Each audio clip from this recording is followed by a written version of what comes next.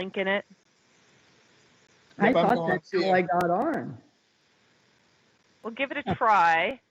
Okay, so we leave this meeting, look Click for on- the agenda and try that.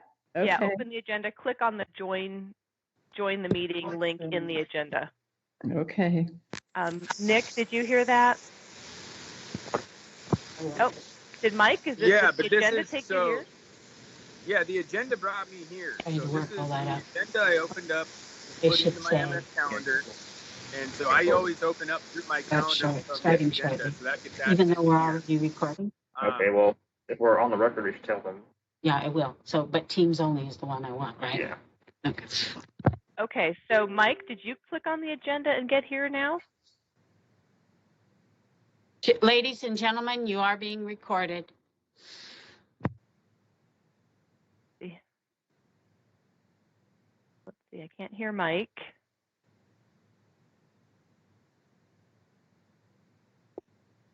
I think he may have switched over to the other meeting, and that's why his image is stalled out there. Okay, It usually all right. happens with Teams when you go from one to the other. So Nick, I think I'm going to go try and see if everybody's in the other meeting. That's what you should do is find the PDF of the agenda document and click on the link. Okay, yeah. Let me. I'm gonna stay in here, and I'll back out of it and go to that and go see if I can find it. Okay.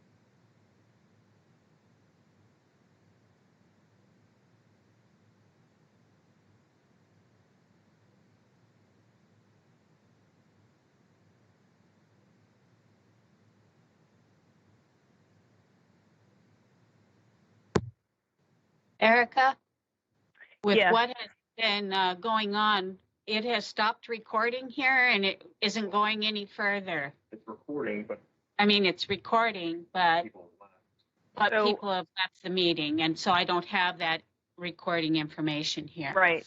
I can record. We can record from Teams on the other meeting, and then publish it later. I don't know if it will publish to YouTube. I don't know how that works. You could still stream it if Linda's in that meeting. I'm not in that meeting is the problem, I think, partly. If that's the meeting everyone's in, we need to invite Linda to it. So we have to invite her to it. Let me Yeah. see it.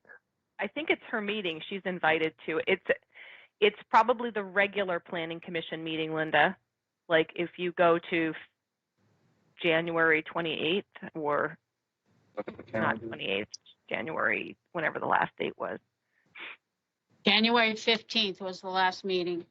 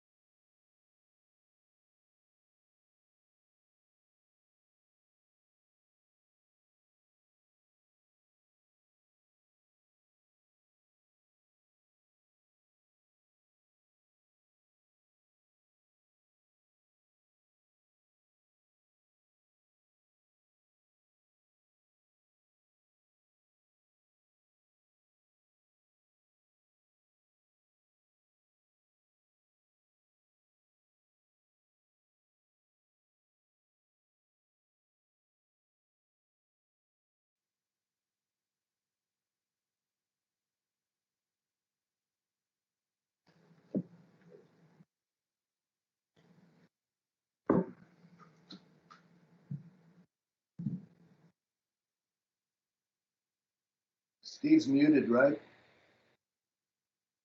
Mute. There. How about that? So, Adam, a question for you.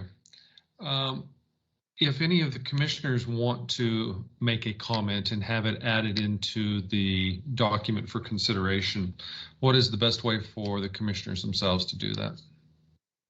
At the meeting today. So as we, and we'll get into this when we get to the document, editing the document, but we're going to go through it kind of line by line, and you can, the commission is going to refine this draft collectively. So here's my concern with that approach. For me personally, as I take a look at the comments, which are such as the Friends and the Agricultural Committee, I agree. I find those very helpful and constructive. I've had time to sit down, review them, read them, consider them. I think the ones which are in the document have a much greater weight than ones which are added as we're meeting here in the meeting. So I find that to be pretty unbalanced. To me, it seems like there needs to be a way for the commissioners themselves to have a comment added, and the other commissioners have time to review that comment, just like we are comments from the public. To restrict and limit the commissioners to comments made at the meeting, in my opinion, is a significant degradation of those comments. Now, I know we have votes and we have the ability to edit, but I do think it would be productive and helpful for commissioners themselves to be able to insert things into the document just like we do from the public and have that time to consider what the other commissioners are thinking rather than just doing it at the meeting. That was, I see. Sheila, did you have a comment? yes. Last time we met, David Kane mentioned having a Google Doc to do exactly what Steve is saying, to insert and add things as we went along, and then everybody could consider everyone's comments, and then when we come to the meeting, vote yay or nay. A point of order here. We haven't opened the meeting yet. I think we need to discuss this. At the meeting. Okay. Linda, could you open the door for both? I believe we are up and running. So Okay. you can start the meeting officially. Very good. Linda, Yes. Linda, this is Steve Ridley. I can't get on. I called Adam earlier. I can't get on Teams. I don't know what the problem is. It occurred 2 meetings ago, and last meeting it just worked no problem, and now I can't get on. So I'm not quite sure what I'm going to be able to do. This is Erica. Let me give my my report and answer some of the questions at the beginning of the meeting, and then I'll give you a call, Stephen. We'll see if we can troubleshoot that, if that works for you.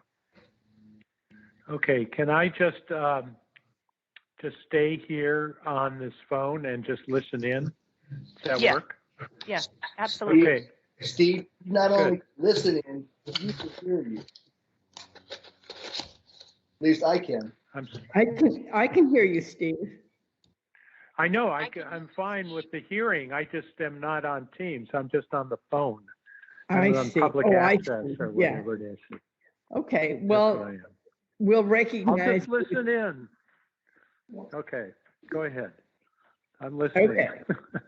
So I am officially opening the meeting of the San Juan County Planning Commission on Friday, January 29th, 2021 at 8:46.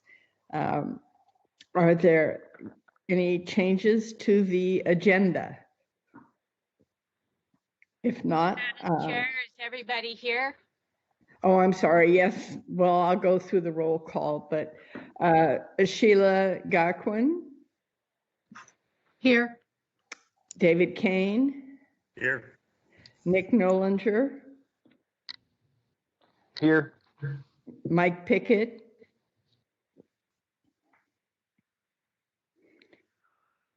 He was there. yeah, he's here somewhere. Yeah, I'm here. Okay, Dale Randy, Here? Steve Ruby by phone, Yes, I'm here. and Steve Smith, Mute, babe. and Neil Euler. So all the commissioners are present by whatever, Microsoft Teams. Okay, confirming the agenda. Are there any changes to the agenda? If not, we'll move to approval of the minutes of January 15, 2021. Is there a motion to approve the minutes? Sheila, I move to, and a second? I'll second it, Steve. Thank you, Steve Smith, second. Are there any corrections or additions to the minutes? If not, let's unanimously approve. Well, no, we have to go through the roll call because Nick wasn't present. Sheila, yes. David Kane, Yes. Mike Pickett,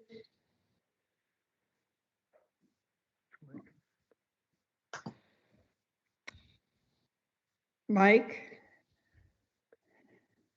Dale Roundy, Yes. Steve Ruby, Yes, Steve Smith, Yes. Camille Euler, yes. Mike, are you back with us? Yes, I think I'm having trouble. My mute, don't mute button is delayed. I'm sorry. I can't tell when I'm on or off. I don't know. But anyway, I approve. All right, and one abstention from Nick, who was not present at the meeting, so the minutes are approved. Moving to an update from Erica Shook. Good morning, everybody. I just want to go through a couple of updates. I think I can answer some of your questions. To begin with, our SMP has been approved and will become effective next Tuesday on February 2nd. The vacation rental moratorium went into effect. Council put that into effect on January 13th. So it only affects us accepting vacation rental permits. Anything that was vested in process, you will continue to see move through the process and have a decision made on it because it doesn't affect things that were already submitted. I did provide a lot of information and data to the council on January 25th, and I've forwarded I will forward you that report that went to council. You'll all get that probably after this meeting because I forwarded it to Linda last night and Linda will forward it to you today. And it answers questions like how many have we approved since the new regulations went into effect in 2018?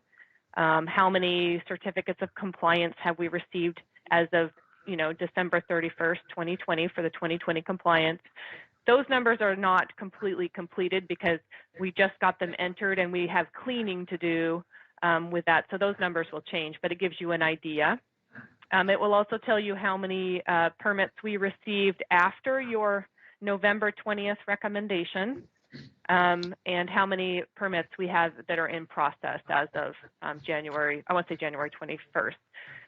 So it answers lots of questions for council, and the next steps for council are a hearing on February 23rd, and I believe on February 8th they will have another touch where I'm going to present a work plan related to the moratorium, and the things that they were interested in having us look at or put into the work program to start with were cap by island, cap overall county cap on vacation rental permit. Trying to remember off the top of my head. Whether or not permits should run with the land or expiration dates of permits. And there was one more, it'll come back to me. Anyway, stay tuned because we'll be presenting information on February 8th, and we'll make sure that you all get a link to that information so you can kind of keep on top of it. We also have some ideas for giving you more time to have comment periods on Planning Commission materials. And my thought is the easiest thing for us to do is give you all the information and the staff draft and brief you in one meeting, so that your one meeting is about us providing the information. Here's what we did. Here's, you know, then we have a comment period. We let people comment between meetings, and then you discuss the material at a following meeting. So it's always a 2-meeting with a discussion period in between when we're providing comprehensive plan draft documents. We're also going to put together a more comprehensive schedule for the maps and the map changes, because that has a bigger public participation component to it. We actually will probably need to have a hearing on those eventually, you know, and give people an opportunity to comment. And we'll probably have to do some noticing for everything that's within 300 feet of the individual map changes. So that has a bigger public participation component that we're going to step back and think about before we just move forward on it at the Planning Commission level. So I'm telling you that things are slowing down. And I know that there's been a lot of concern about things are too slow, but then we also hear that we don't have enough time to comment. So I think that a happy medium is we brief you and get the information we've put together and been working on topics in one meeting. You have a comment period, and then you discuss them at the subsequent meeting. So could think about that. I think that we can discuss this further. Maybe we'll put this on the agenda for February. I just want to give you an opportunity to think about that. And I think also the same thing with the Google Docs and the collaboration. I have to talk to the prosecuting attorney's office about what's actually allowed under the Open Public Meetings Act.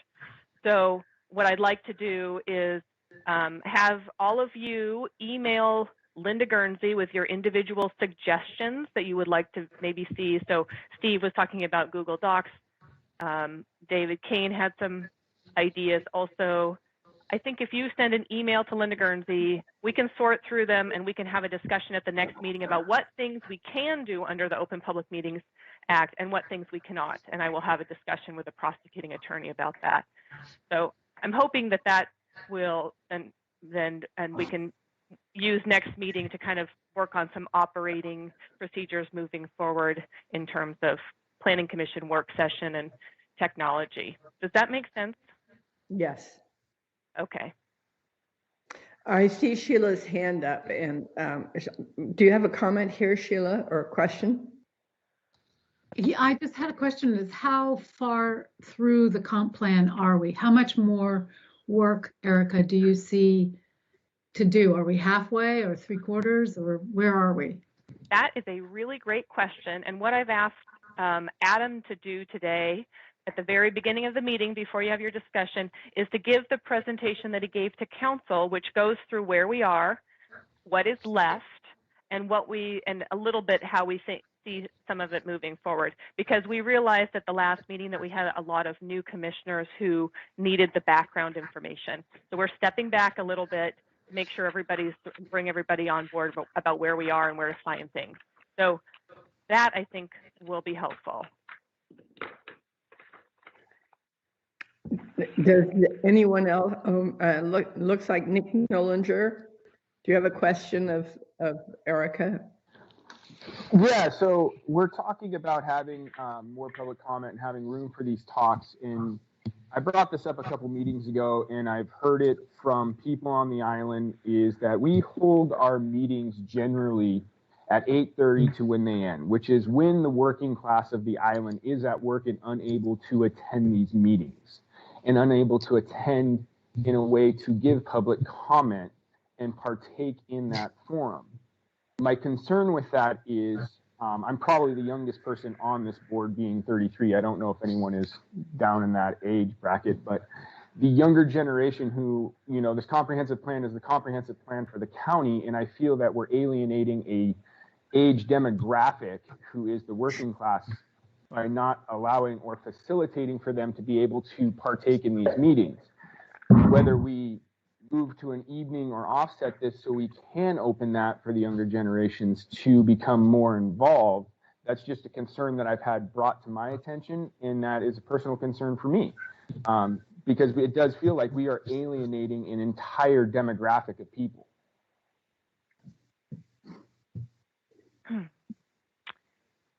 Okay, that is a little bit of a difficult subject for us because we've been operating this way for a long time.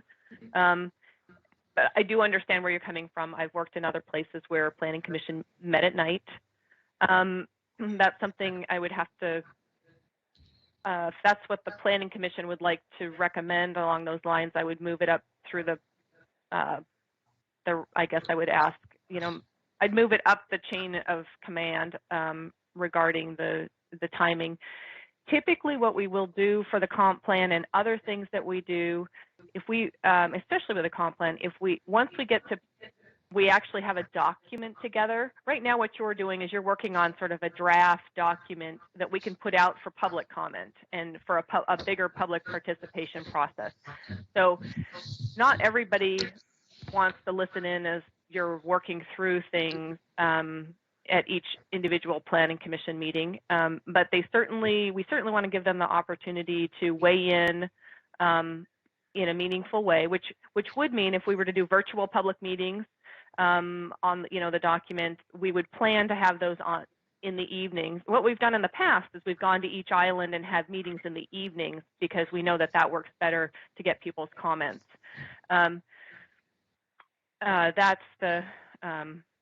So that's how we typically will do it. When we have legislation and those things, we'll think about how we're going to do our public participation and make sure that we're reaching out or we're having our meetings and encouraging people to review and comment on the documents we've put out at times that are good for them in the evenings on their own island. Now we have a virtual way of doing virtual meetings and virtual hearings, for better or for worse. So that's how we typically do it. In terms of evening meetings, it has an implication. My guess is that if you're going to have evening meetings, that Friday nights would not be the night to do it. So it has implications for what day of the week you're going to do it. And then it has implications for me in terms of staff resources, because I either have to arrange staff to move their schedules or it's an overtime issue because they're working in the evenings. So those are some of the things that we take a look at. So it doesn't really answer your question. I think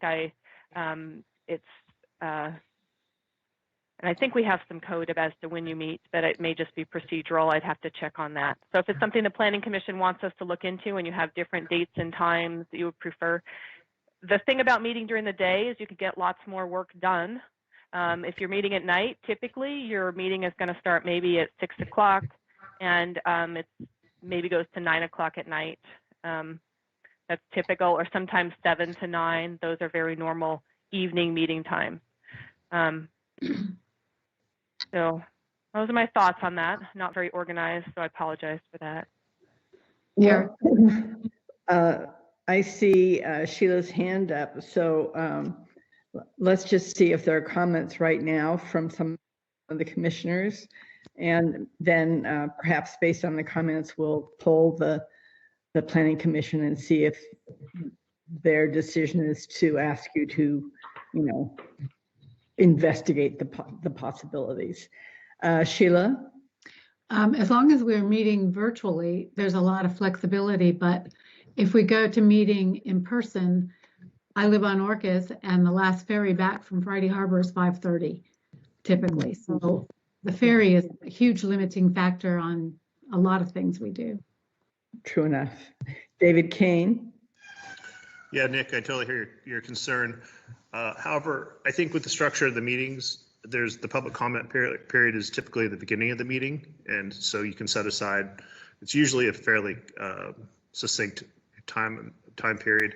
And then subsequently in the meeting, there is an opportunity for the public to comment or engage that you're just merely observing the meeting in process. And so I think having attended quite a few of these meetings myself before I was on the commission, I think that the public access time is accessible to everyone because it is something you could schedule around And then subsequently, you can watch the meeting online. It's all recorded. So while I share a concern about access, I think we have a workable system right now, I think, in my mind. Thank you, David. Mike, would you like to comment?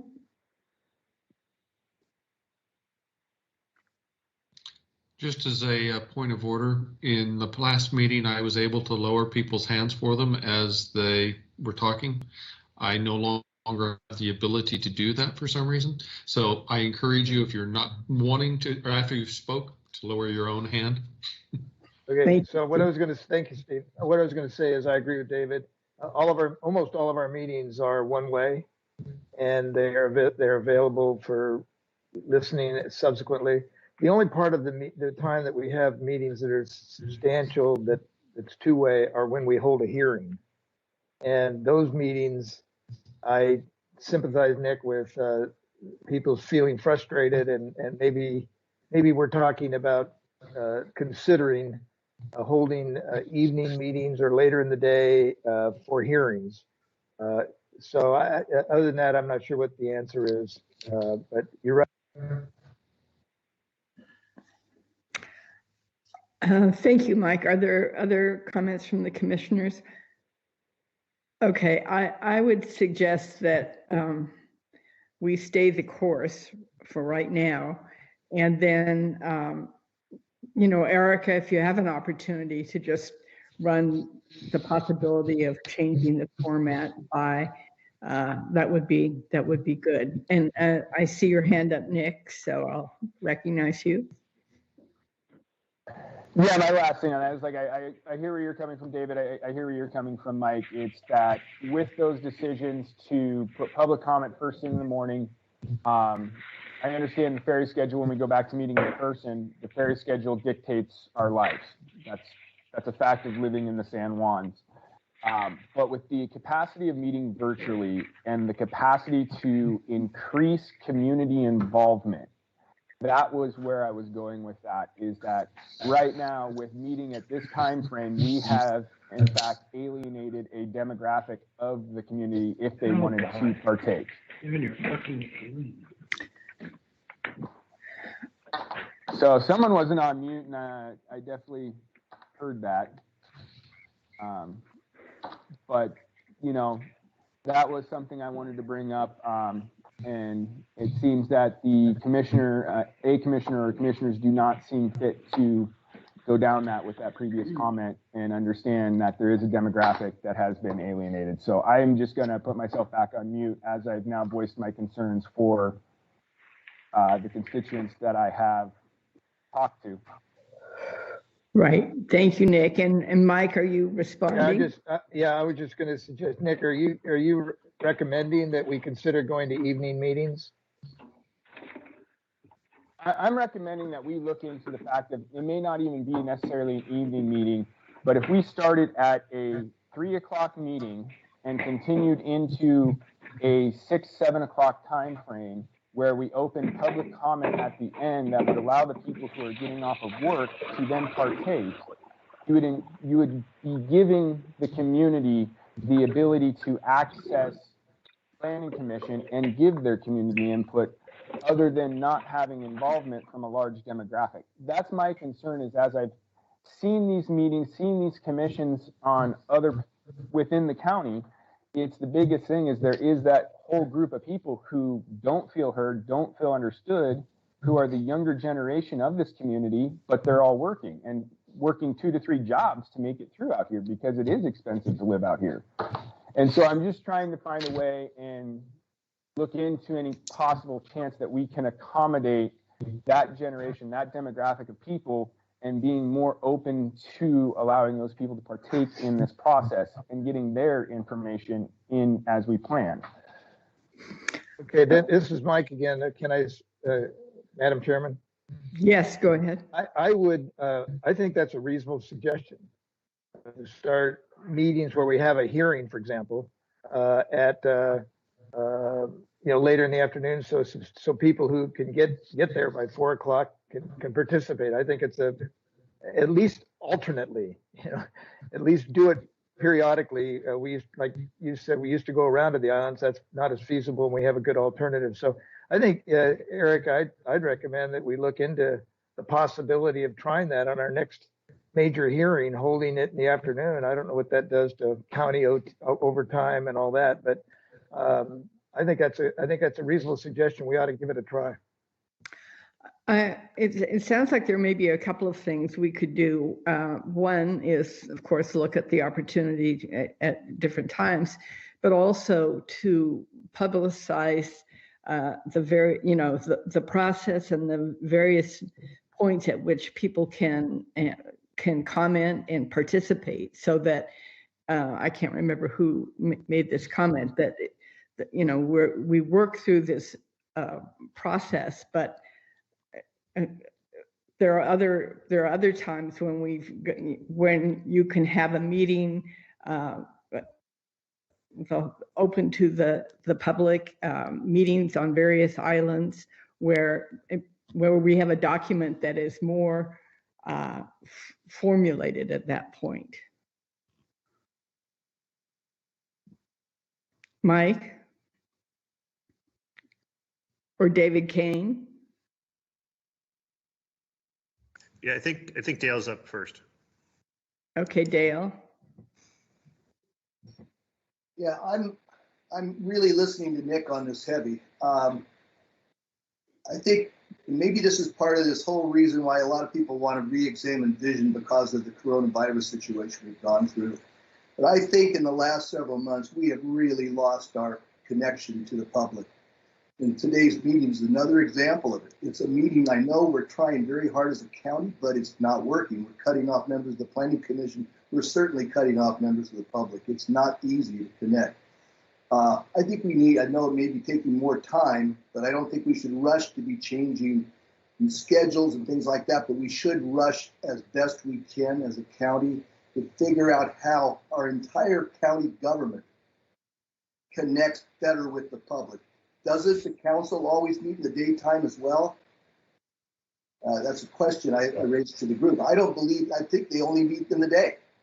And that's where the ultimate decisions are made. And we make recommendations which are important, but the ultimate decisions are made at the county level or at the council level. So I would think that as a planning commission, we might wish to recommend to the council that we get county government, including our planning department, involved in kind of looking at the entire array of government interactions with the public to come up with a way that truly works efficiently and widely. Personally, evening meetings would be difficult for me. But I also have sat on some boards in the past, some public boards, and know that the worst thing we can do is schedule meetings when the public is unlikely to show up and it doesn't look good. I was on a board once that they decided to hold public meetings at 7 o'clock on Monday morning. And the excuse was, well, we really have a lot of the staff of our organization working from 9 to 5 or whatever, so they wanted staff to be there. So that allowed staff to be there, but the public never showed up. We dropped our public participation from as many as 20, 30 people at a time or at a meeting to 1 or 2. So to me, my comment is really more global. We need to do something as a county, and the Planning Commission is just one of those. Thank you, Dale. David Kane.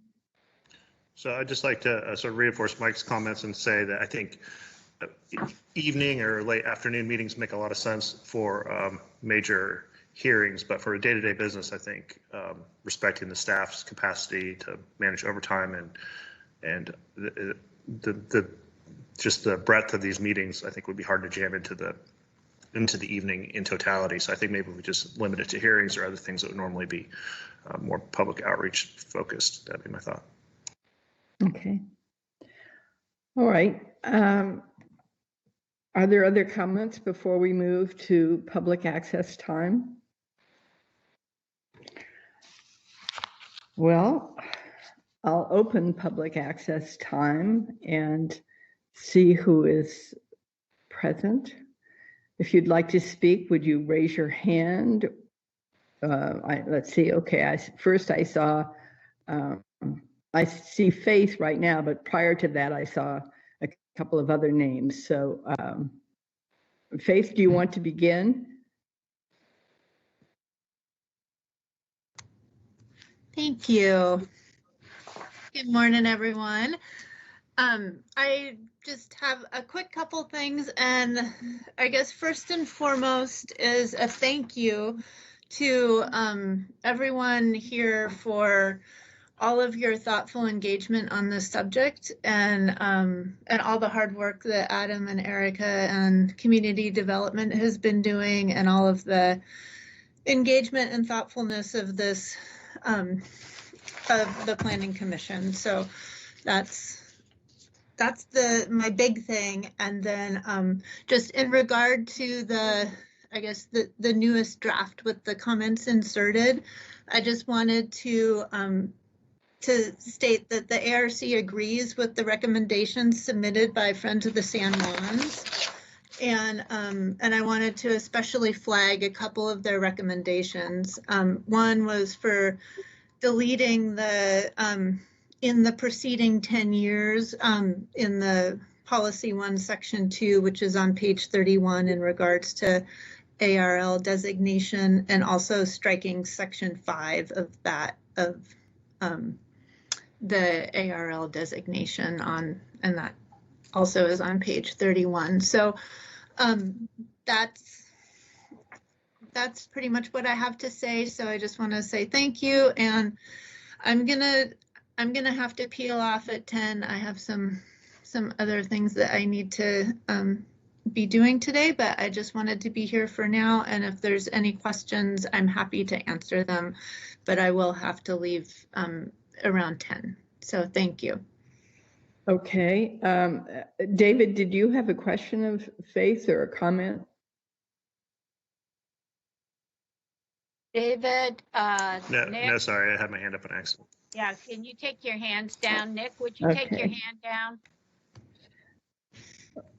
Well, Faith, thank you very much, and thank the ARC for continuing to comment and to address these issues. It's very valuable. So who else is online? I see RL. I don't know who that is, but please.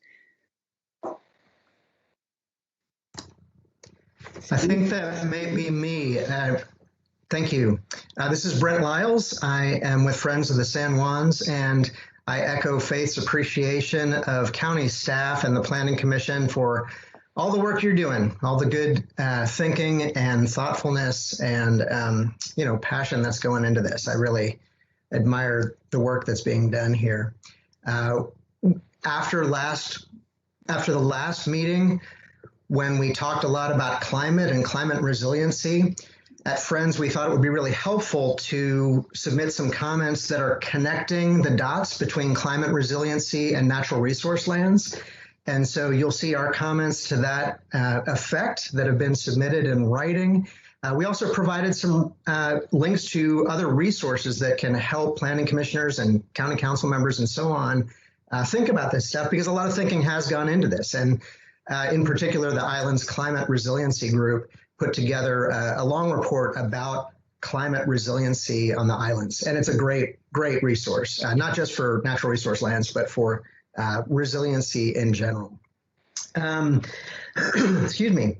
A couple things. One is that I wanted to circle back to something that was discussed at that last meeting, and we would like to ask the Planning Commission to please ask County Council to instruct staff to put together a comment tracking system, and importantly, that shows the staff responses to those comments. I just want to make sure that stays front of mind, and I'd love to see that happen. That would be really helpful to us, and it seems like it would be helpful to everybody to have that system in place. And then, if I may add a thought or two about the accessibility conversation that the Planning Commission was just having. It's okay for me to be here during the day. This is part of my job, right?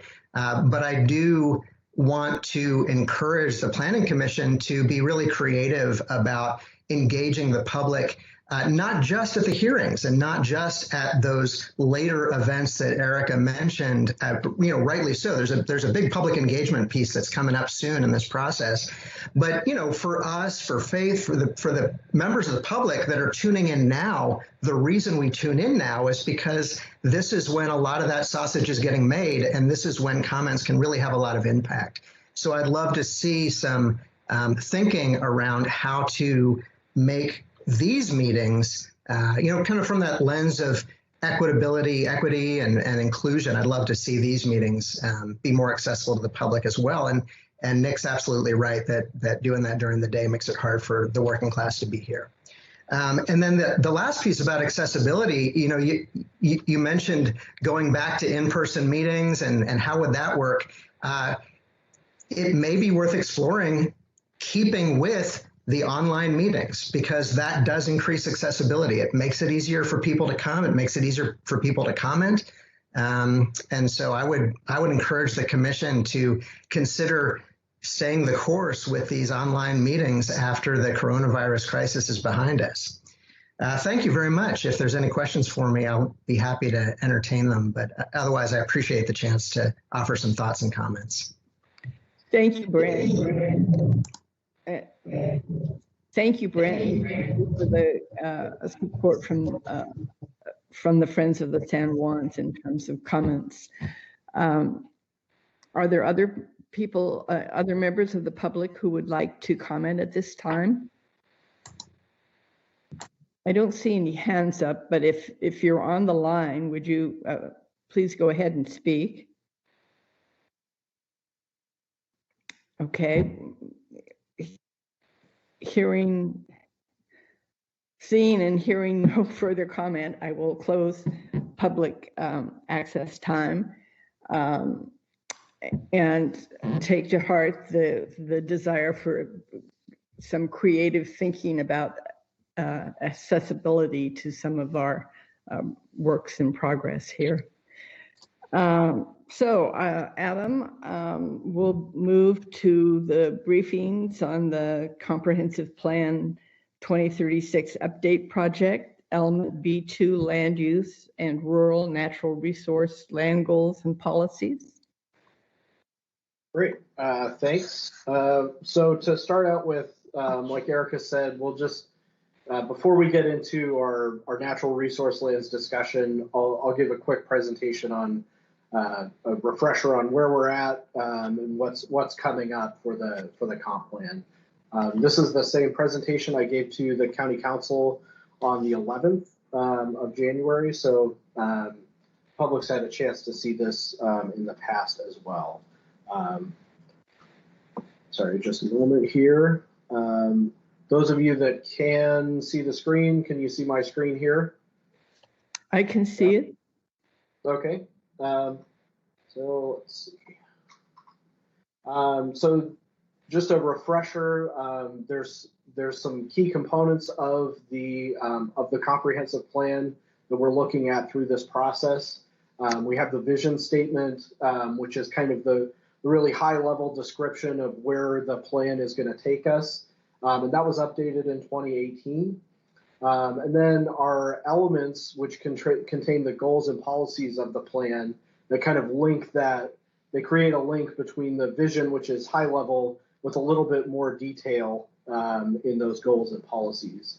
And then the comp plan also includes an official map, which is like the zoning map for the county. It designates certain lands for future land uses and is a key part of the implementation of the elements. It creates a link between those goals and policies and the regulations. It's one of the links there between those two things. And then there's appendices in the plan, which are like our housing needs assessment and our land capacity analysis, which are more like technical underpinning for the rest of the goals and policies of the plan. And then finally, the regulations and county programs are the way that those goals and policies in each element get implemented through the comprehensive plan update.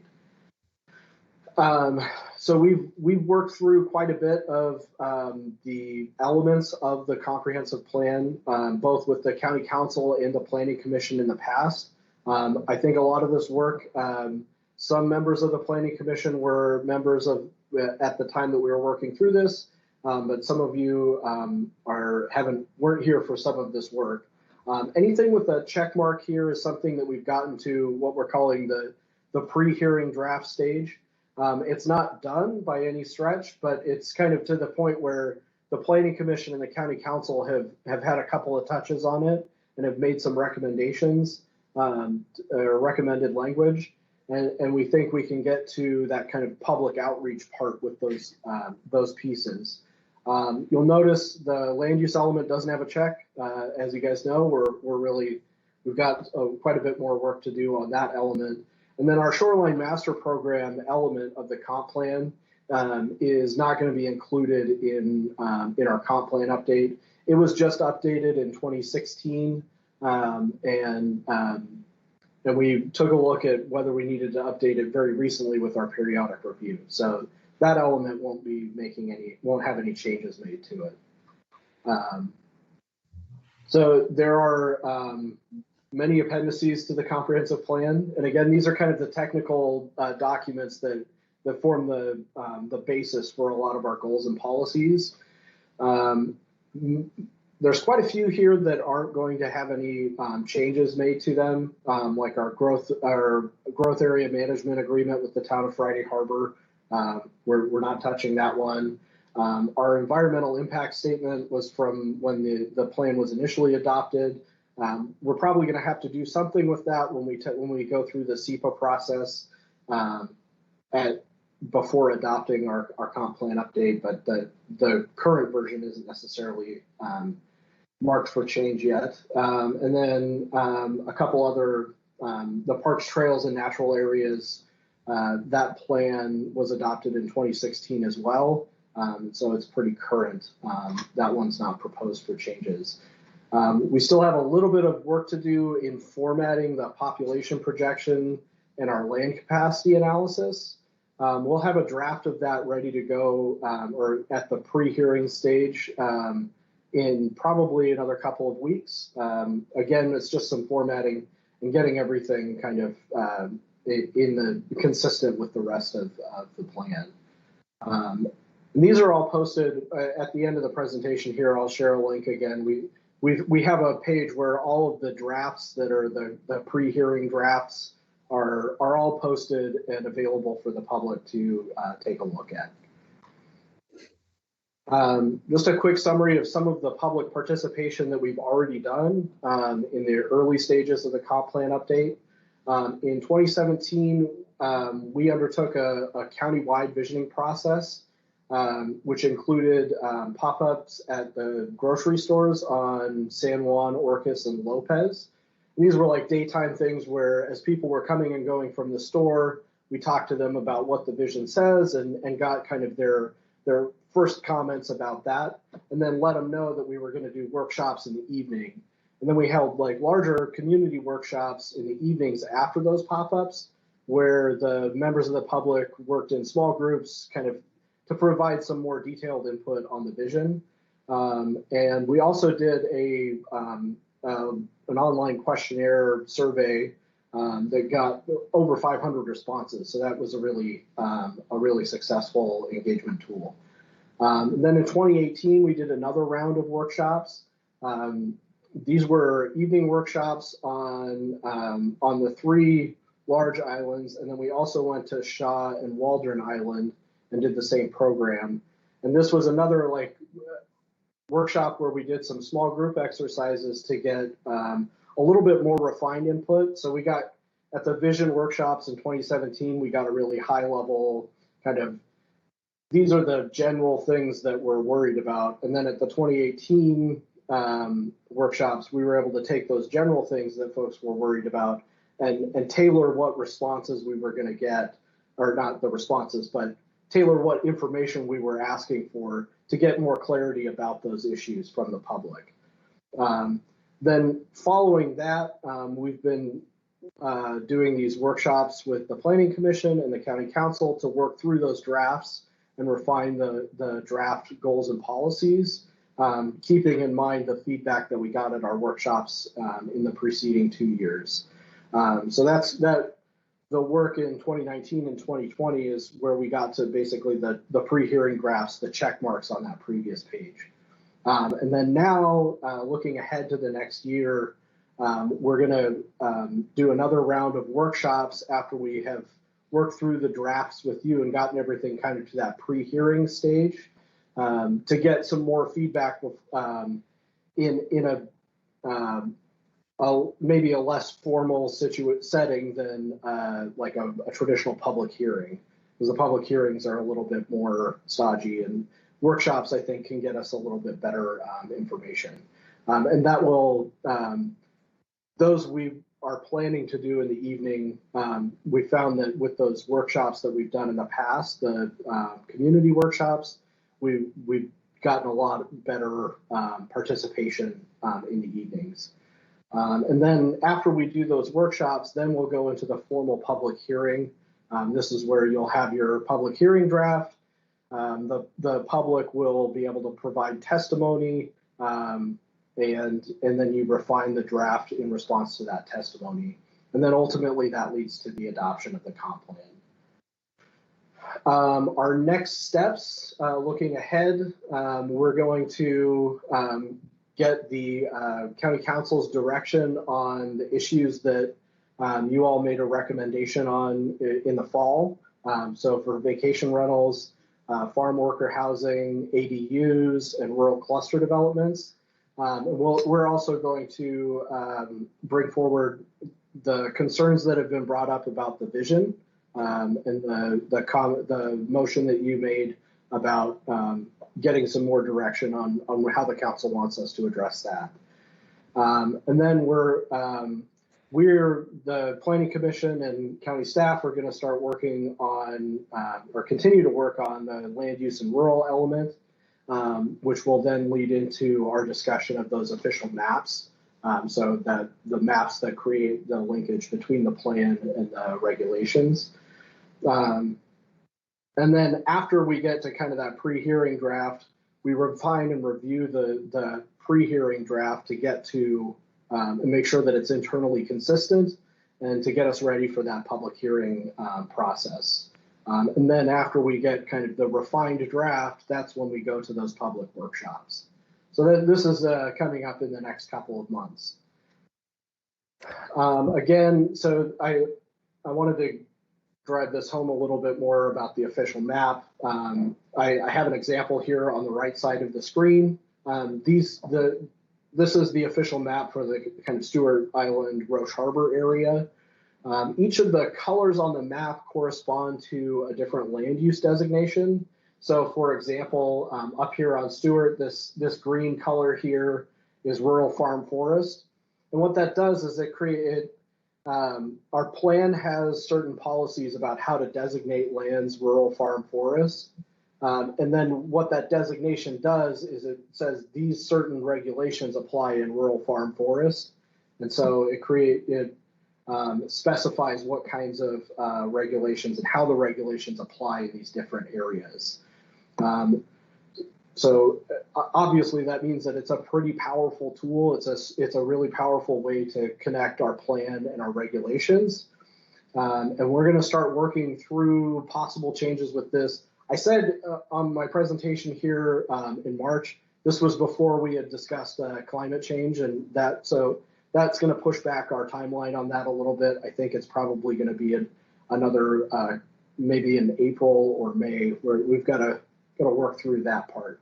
But here, before we make any kind of decision, or before the county makes any kind of decision, the Planning Commission and the County Council will have several touches on the map to make sure that that our changes that we made there are justified and are the right changes.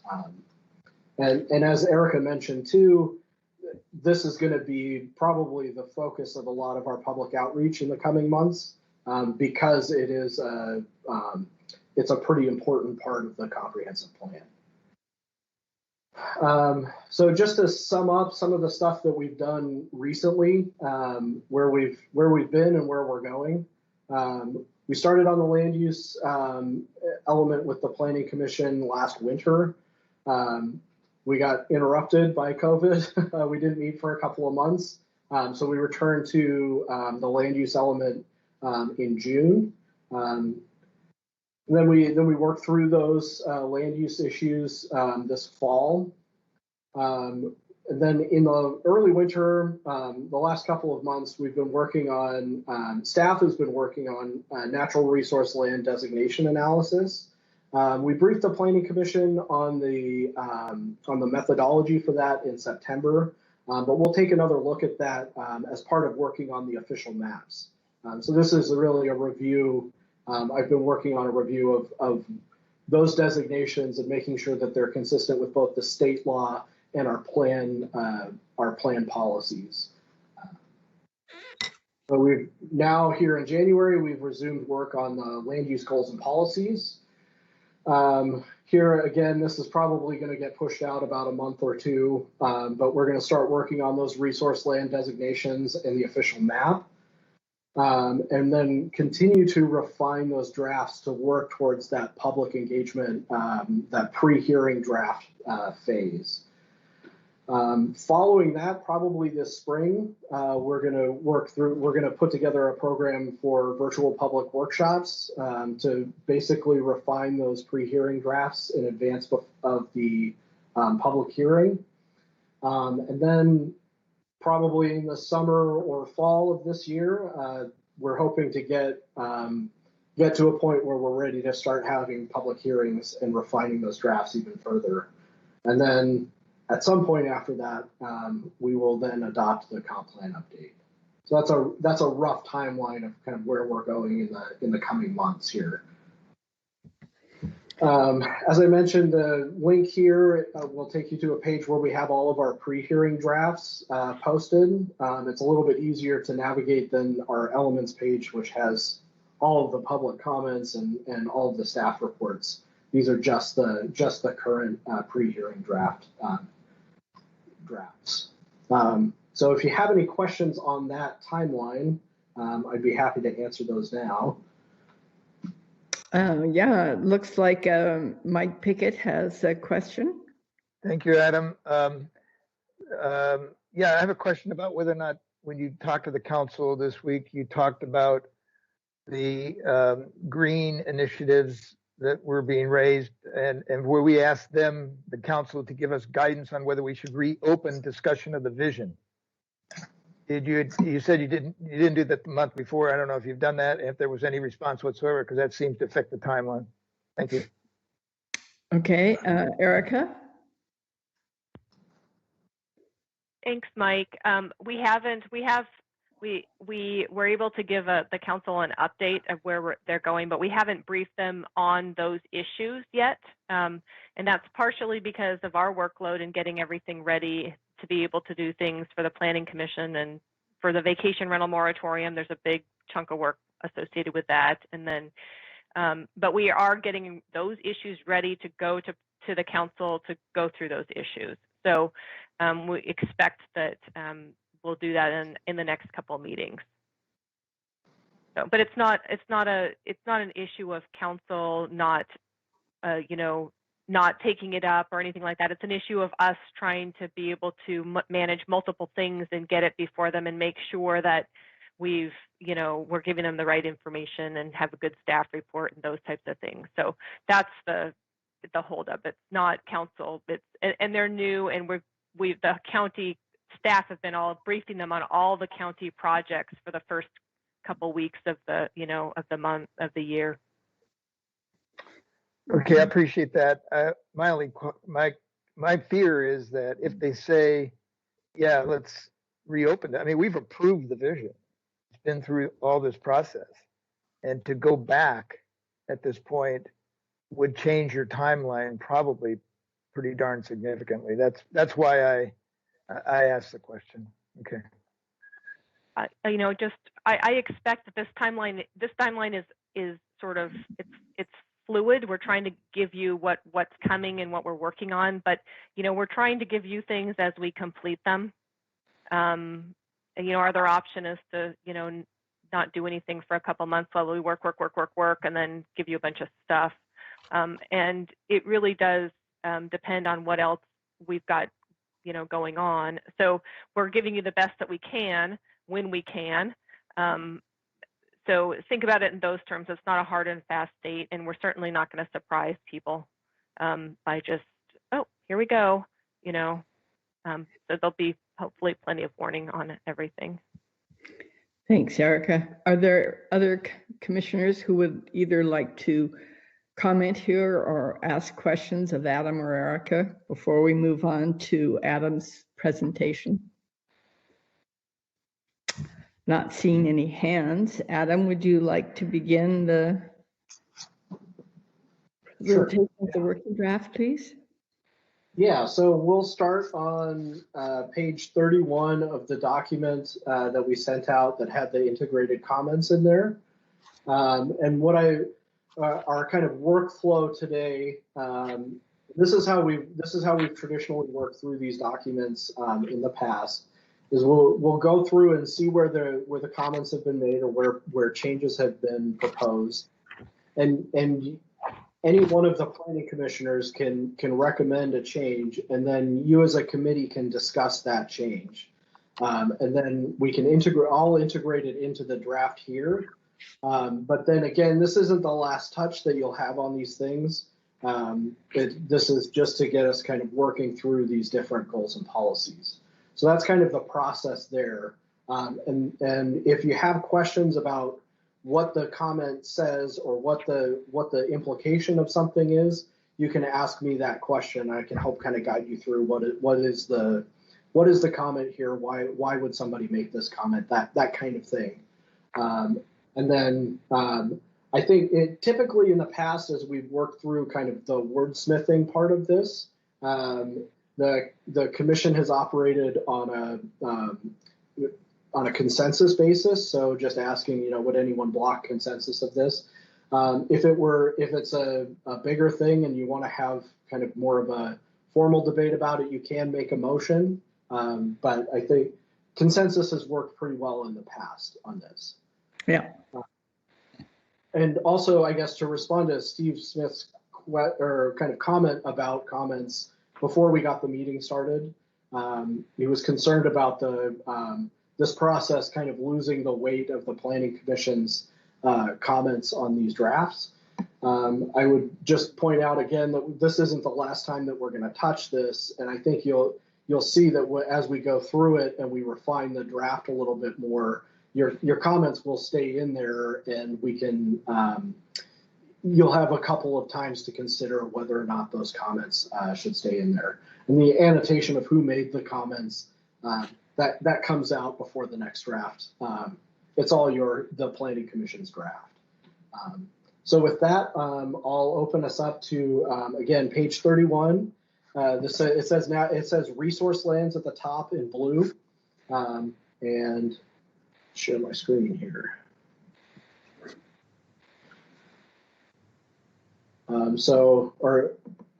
First, we received a comment from the Friends of the San Juans on the goal for resource lands. This is the overall goal, and it is kind of the goal of why are we designating natural resource lands.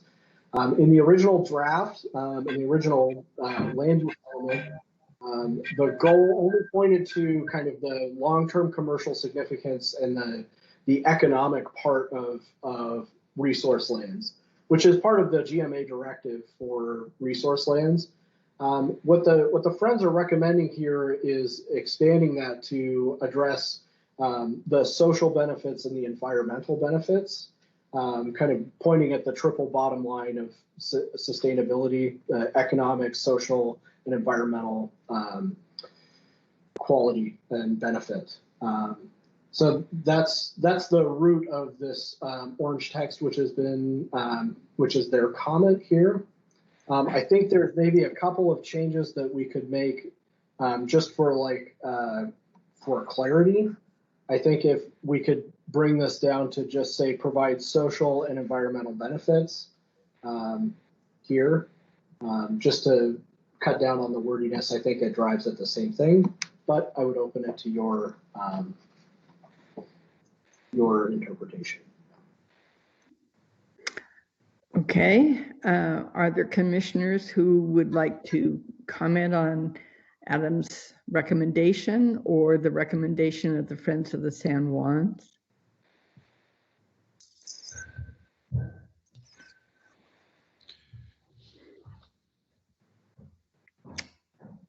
I don't see any. Oh, there, Steve Smith. Yeah, just a question. Could you walk through us the implications, Adam, of what the addition of this would do to the planning process? In other words, what's the effect on the actual policy at the end of the day? Sure. So what the goals do is they really articulate, why are we doing this thing? And then the policies are the how of how we're going to do this. So if we amend the goals here to, if we amend the goals just in general, then as we work through the policies, we want to make sure that our policies are backing up that goal. So for example, if we add environmental benefits here, we want to make sure that our changes or that our policies are emphasizing the environmental benefits of natural resource lands, however that might be. But it's kind of, as we work through the goals are like the higher level than the policies, and the policies drill down a little bit more specifically into how we would do this. I understand that. I guess what I'm asking is more if we include environmental benefits as one of our goals, does that have any effect on how we're going to use the land or what we can or cannot use the land for, in your opinion? Not at the goal level. I think the relationship between changes here in the goal is then going to amend how we might word policy, and that could end up having an effect on the regulations. But I think adding in this kind of social and environmental idea that they confer those benefits, I don't think would drastically limit it wouldn't change how we can use these lands. It would just articulate kind of the focus of what we're doing the policy work, or what we're doing in the policies. All right, thank you.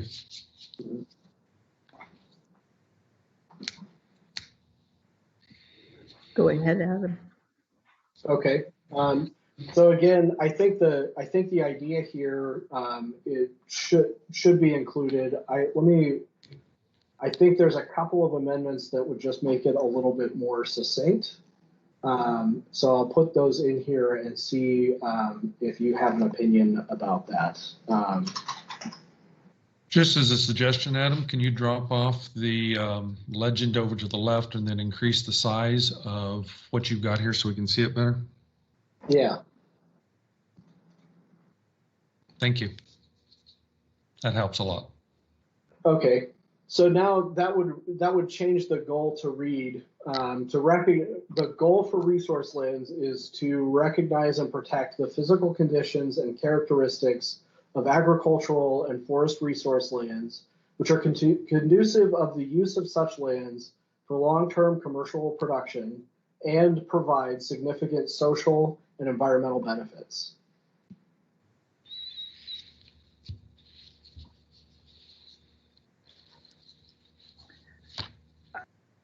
Well, do you want to approve that by consensus, Adam?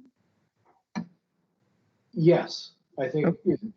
If anyone, we could ask if anyone would block consensus. Block consensus, okay.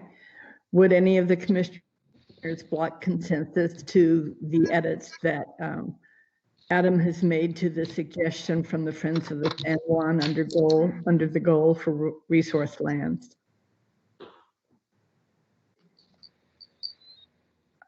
Okay, it's passes by consensus, or it's approved by consensus, Adam.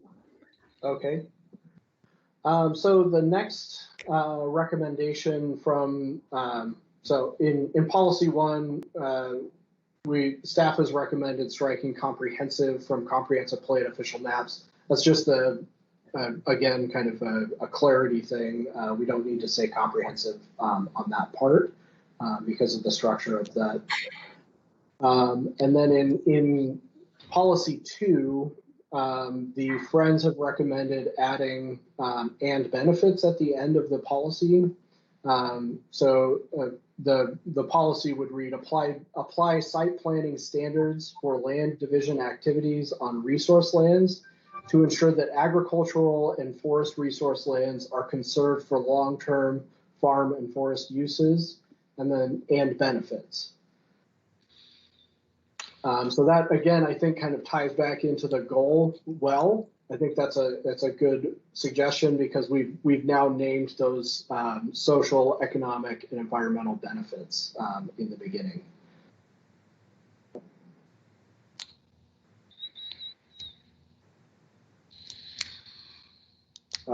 Mike, I see your hand up there. Yes, thank you.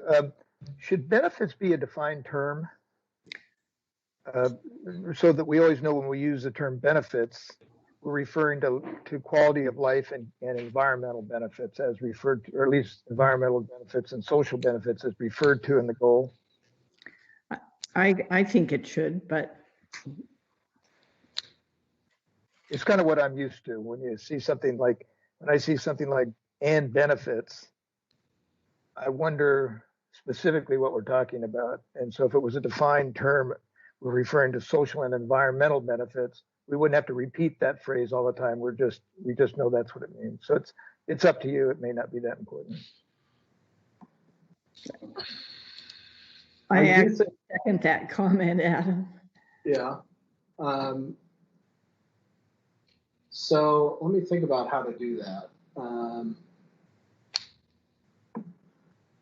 Just for clarity and to not, because I agree that we don't want to say social and environmental benefits every time we say benefits Sure. in this.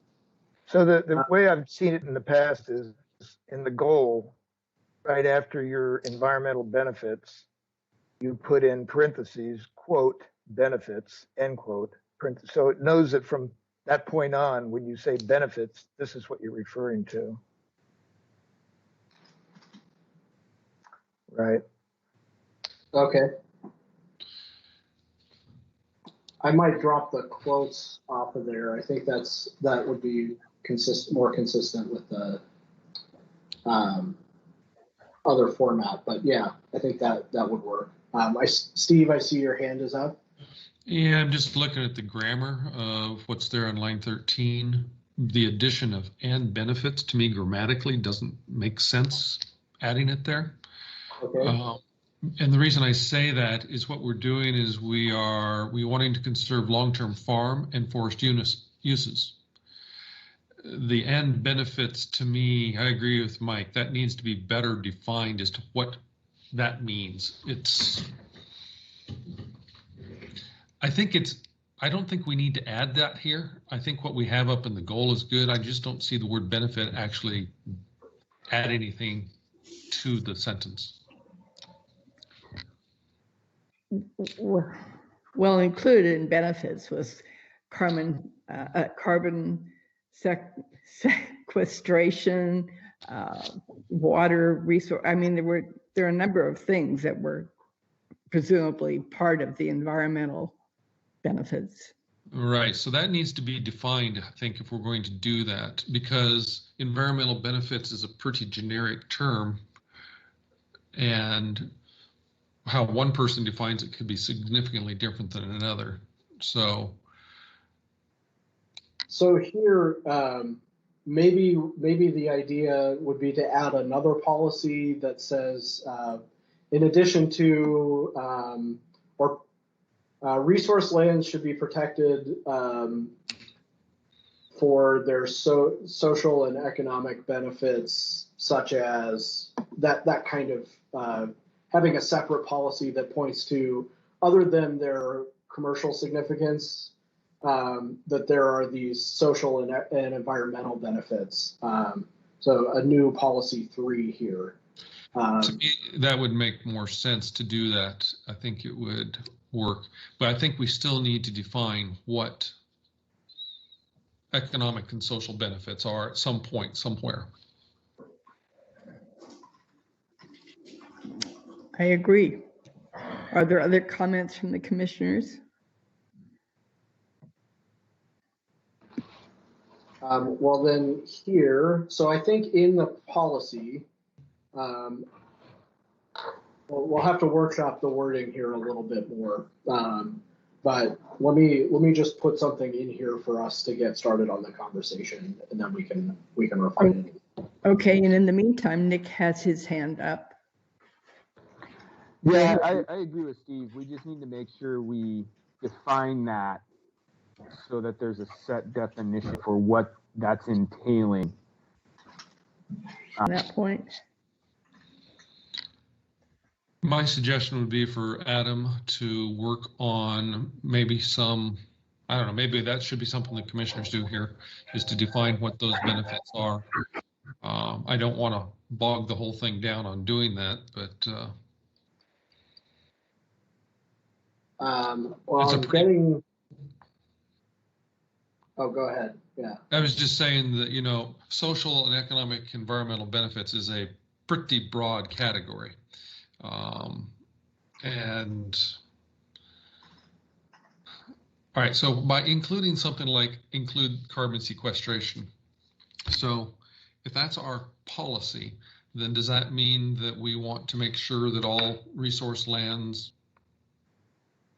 regulations, that we're sure that we're keeping that that in mind, and that's part of the kind of directive of how we're formulating those regulations.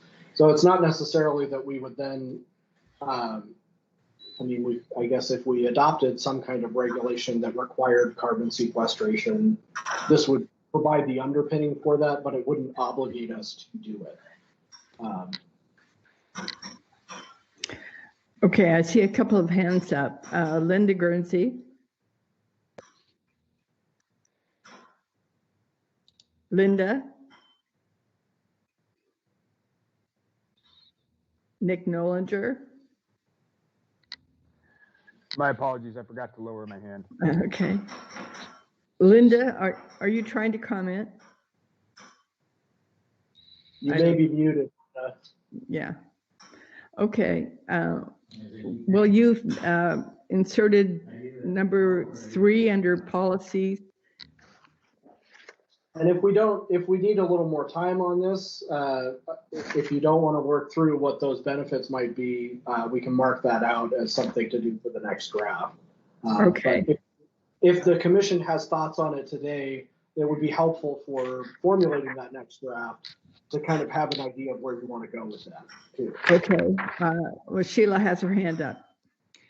I just wondered if it's enough to say, Adam, you said such as, and so it's not a comprehensive list necessarily, because this may be a shifting goal as times, you know, the time changes, but to put such as carbon sequestration, I don't know what else you might put, but just not define.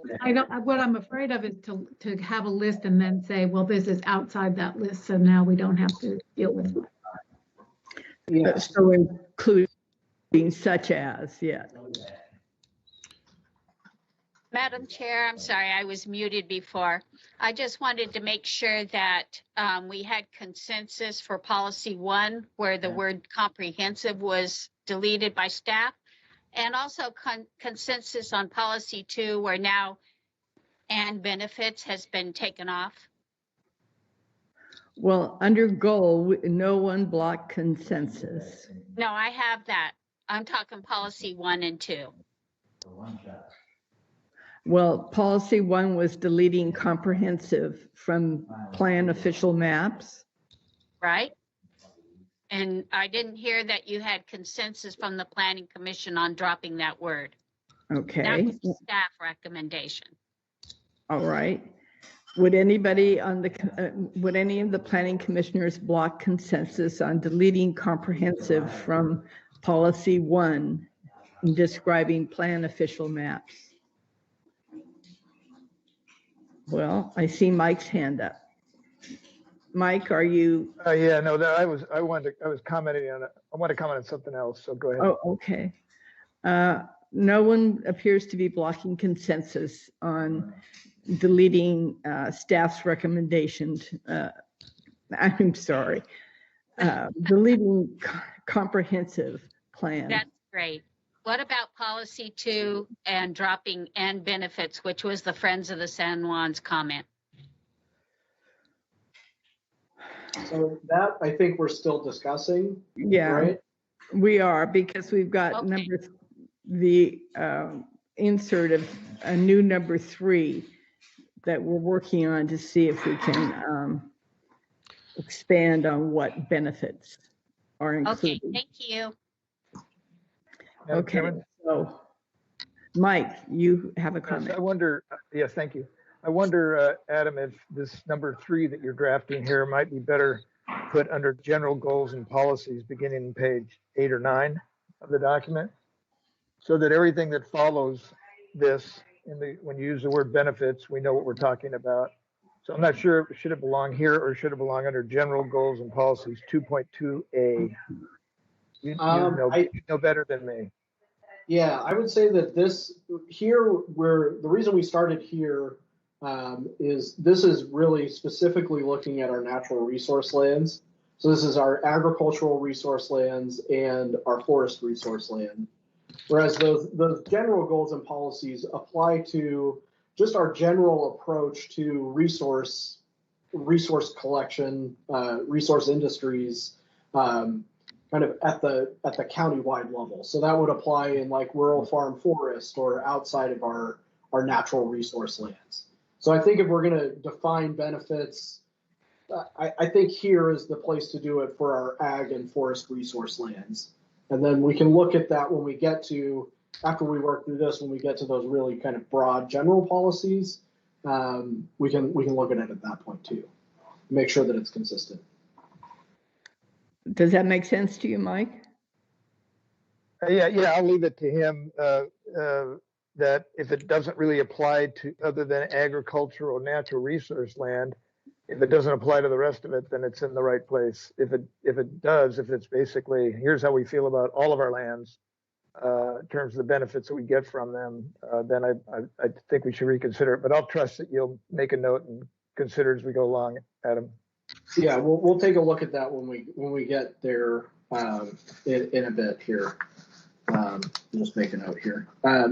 So I think maybe we should, before we get too far into here, see, is there consensus about adding this policy 3? Maybe not the language, but just the idea of adding a policy about kind of clarifying those benefits and outside of. Okay, all right, we'll do that. David, you have a comment? David, yeah, I don't know if can we go back to the goal for a second? Is that, or what is it? I have one comment there. I just wonder if we should want to reorganize that sentence to read to recognize and protect the physical conditions and characteristics of agricultural and forest resource lands, including social or significant social and environmental benefits, which are conducive to the use of such lands for long-term commercial production. So just after resource lands, move that whole highlighted section, the new section up in there. That's, I don't know if it else has that. What would I don't know if that was clear or not. Underscore, or I mean, I think it matters where those words go within the sentence. So it would go after resource lands, including. It's making it a higher priority.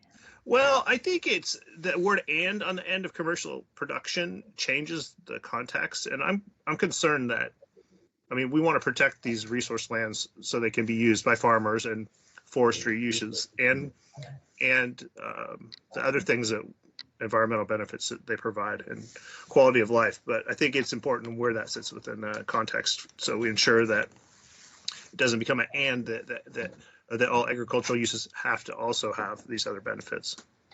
I see. Okay. Steve Smith, you have a comment about that, I imagine?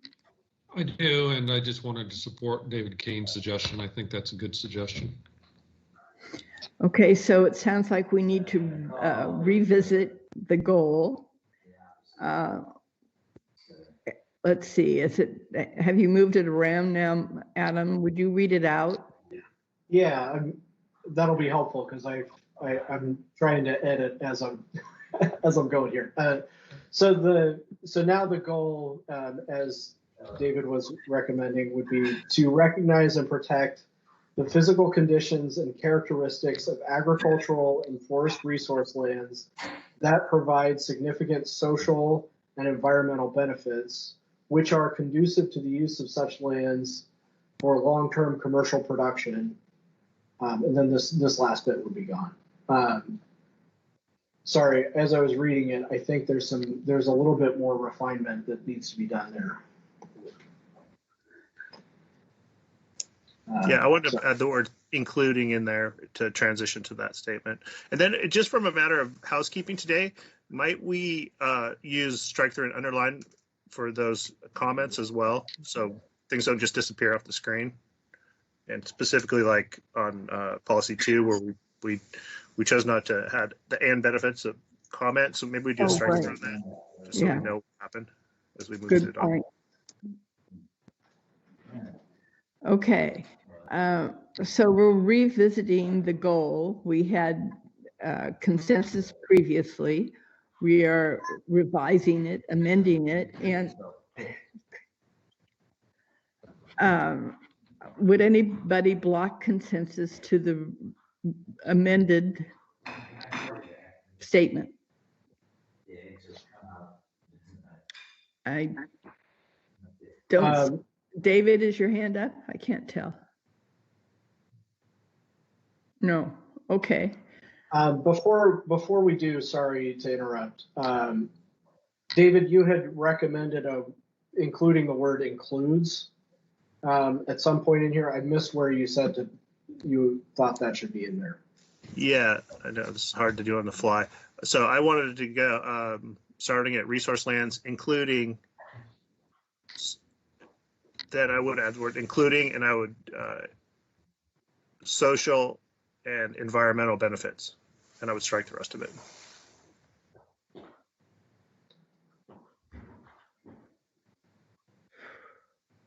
Yeah, including afterward, including social and environmental benefits, and then let everything else go. That was my proposal. So drop the significant. Correct. So it would read including social and environmental benefits. Okay, so now with that change, the goal would read to recognize and protect the physical conditions and characteristics of agricultural and forest resource lands, including social and environmental benefits, which are conducive to the use of such lands for long-term commercial production.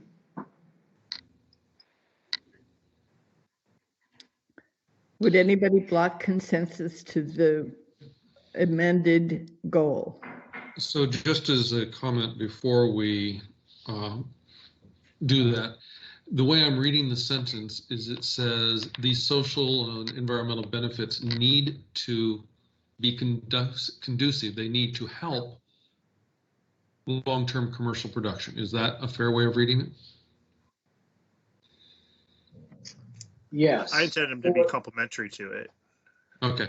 I'm good with that. I just want to verify that I'm understanding it the same way you are.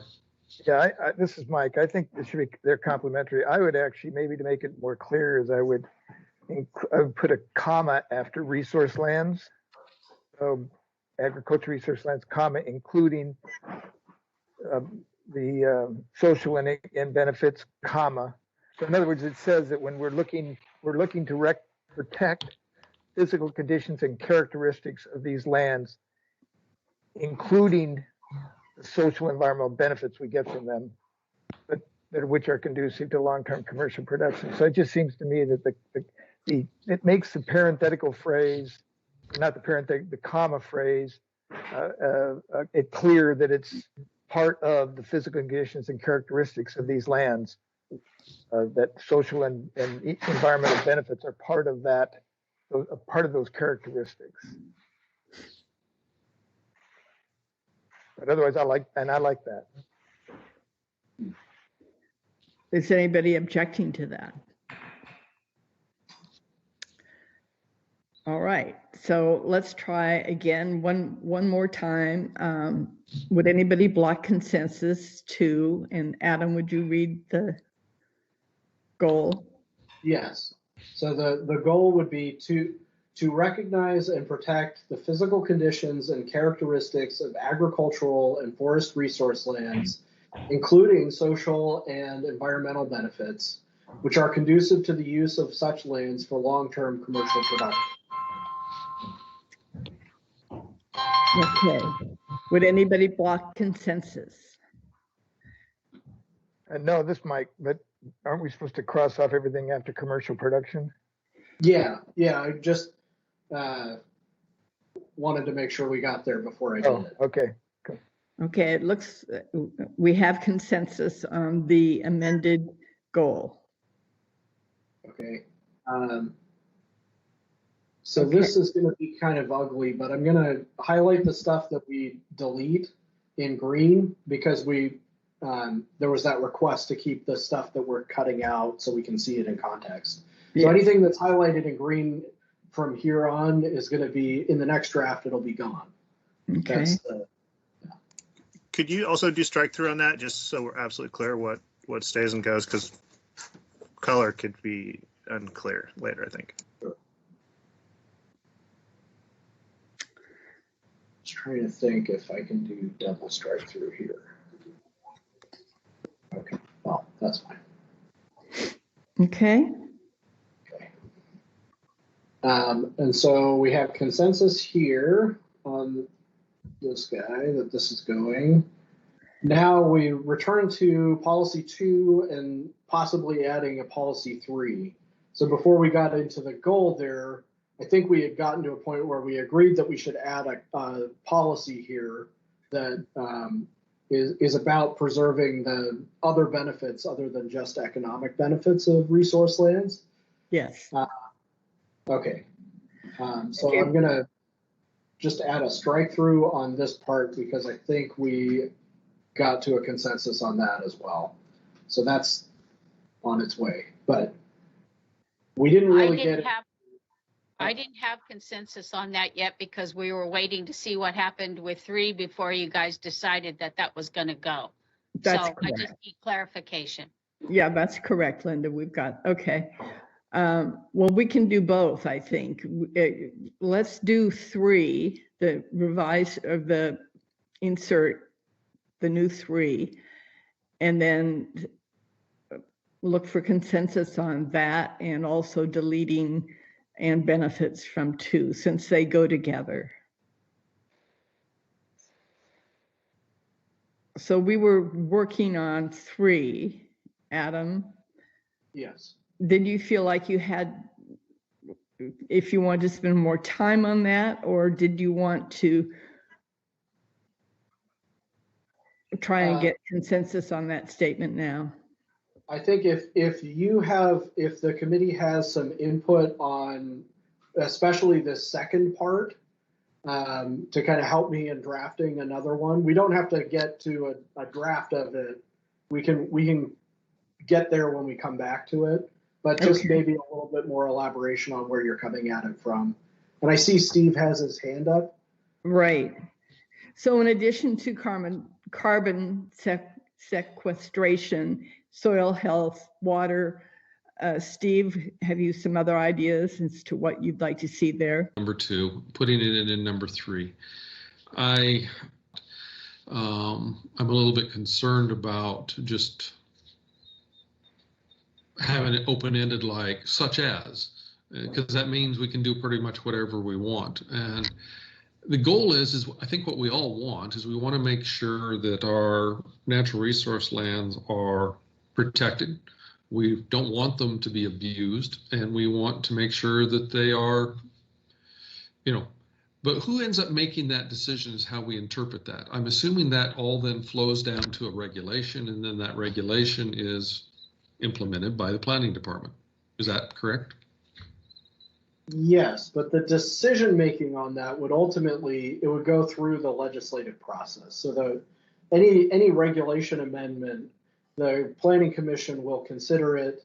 It goes through a public hearing process with the planning commission, goes through the county council, who also holds a public hearing, and ultimately adopts it. So it wouldn't necessarily be enabling kind of a unilateral change to our code or anything.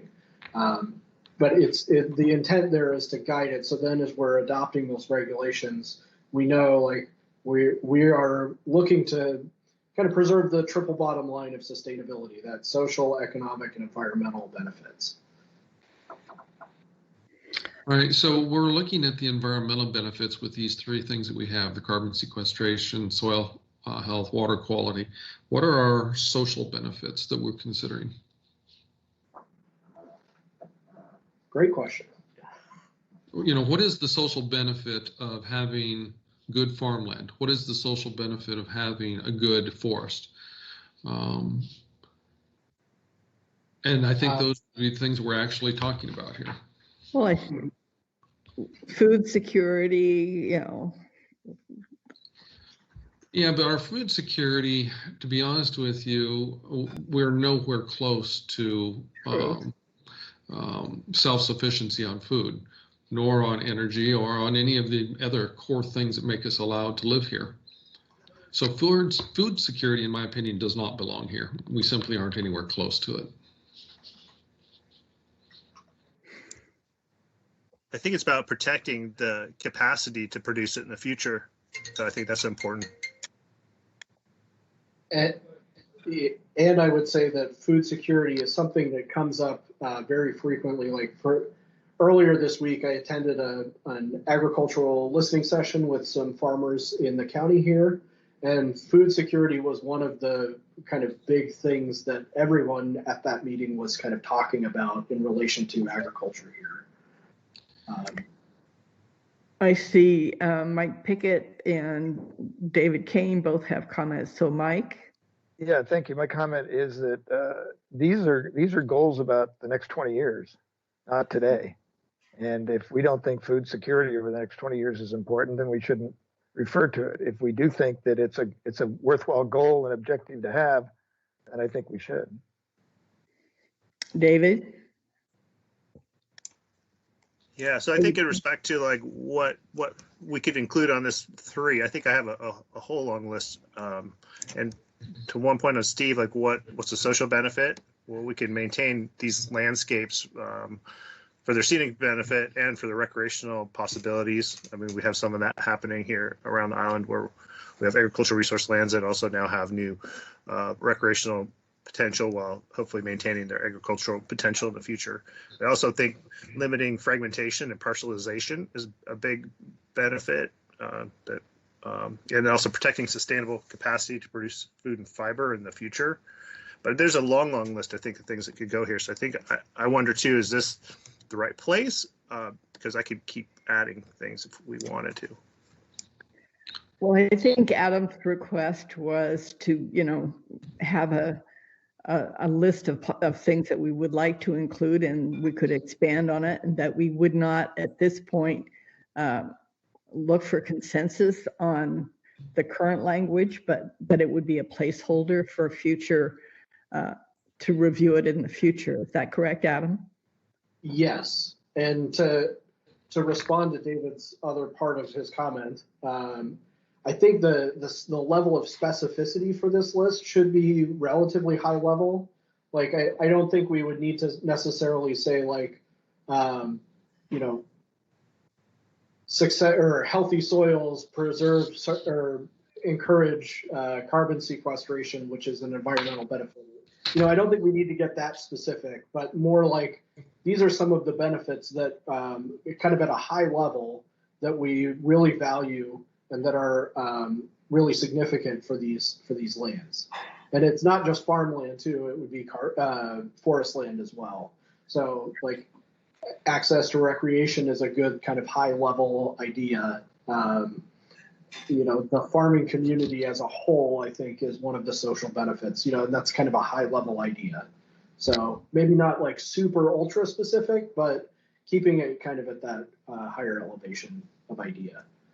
Steve Smith. Yeah, by the way, I am a farmer. I own farmland. I raise food. So I'm very, very sympathetic to the idea of food security. I think it's an extremely important thing. I am very, very sympathetic to the farming community, agriculture. I mean, that's what I was born and raised as. I still own my farm. I still operate my farm. So I'm very sympathetic to it.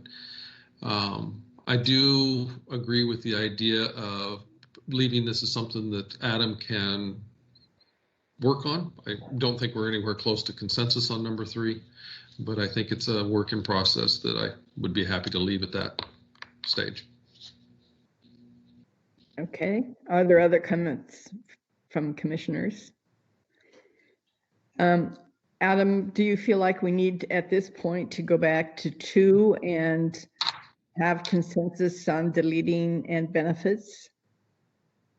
Yes, I think that's well, one that we need to let's clean that up at least. So I'll look for anyone. Let's see if anyone would block consensus to deleting and benefits from number 2. No hands are raised, so no one has blocked consensus. All right, Adam, and okay.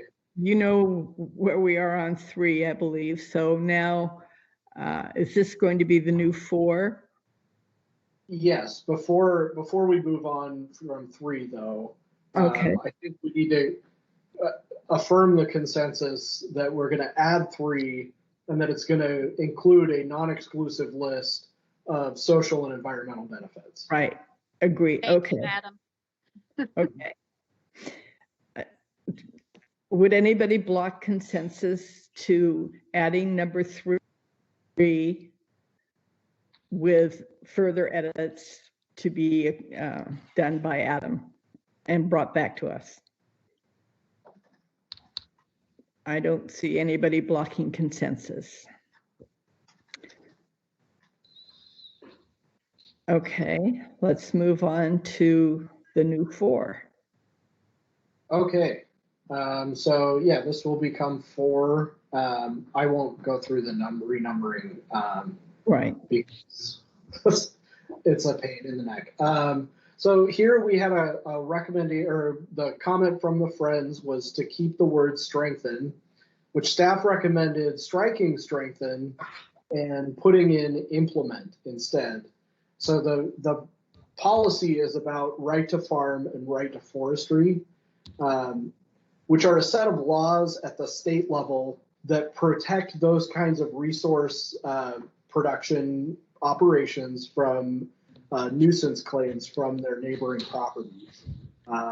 So the idea of right to farm is that if you're operating like, I don't know, a pig farm, which maybe some people might find to be not a great neighboring use, your neighbor can't sue you because your pig farm smells bad. And it provides that kind of protection. It's been brought up in the past as we've talked about this idea with previous planning commissions, that the idea of strengthening that doesn't make a ton of sense, because there's not really much there's not really much to strengthen about it. And so the recommendation here from staff is to change that to implement, because we really are talking about implementing that, making sure that that's adopted into our regulations, and that we're maintaining the right to farm. So those are the 2 different ways of thinking about this one. Okay, Mike, I saw your hand up, and then Steve. Yeah, I think implement's the right word. The right to farm and right to forestry provisions have been out there, but as I recall in the past, for example, real estate agents haven't informed a buyer that these things exist and this property is next to a farm and the guy can run his tractor till 10 o'clock at night, and that's all, you know. So I think implement these provisions is a good addition, better addition than strengthen. It's really action oriented. Well, I don't think it's an addition. I think it was what was there, right? Right. I meant that in lieu of. Use the word implement. Right. Steve Smith, your hand was up next. Yeah, I'm agreeing with staff and with Mike. Implements, okay. Right? And David Kane. Yeah, I definitely like the word implement. I know in other parts of the country, when that are sort of urban or rural areas are faced with urbanization, that actually a notice goes out to anybody who purchases land next to resource land that says you're purchasing land next to resource land, and your new residential uses are not allowed to infringe on those existing uses. And I'd love to see something like that here, where we can then truly protect from this partialization and urbanization that's happening, and external values that are sort of being overlaid on top of our rural community. Correct. Okay, well, since it originally read implement right to farm, we don't have to take action because we're just not accepting the change, correct? Yeah. So I'll just give that the old strike and drop that off there just for my own notes. Okay. So the next policy relates to the open space. Sorry, I see Linda's hand up. She might have a process comment here. Yeah, you did make a different when you had a Friends of the San Juans change, and you deleted their idea of and benefits in policy 2. You have another recommendation by them. So I do think that you probably need to address something about that, because you just deleted it. At least say something about by consensus to keep the implement brought forward by staff and not go with the Friends of the San Juan's recommendation, just for consistency's sake. Okay. That's just my suggestion. Just as a point of order, I don't think we need to take action on public recommendations. The fact that they're there is for our consideration, but we don't need to approve or disapprove each one of their recommendations.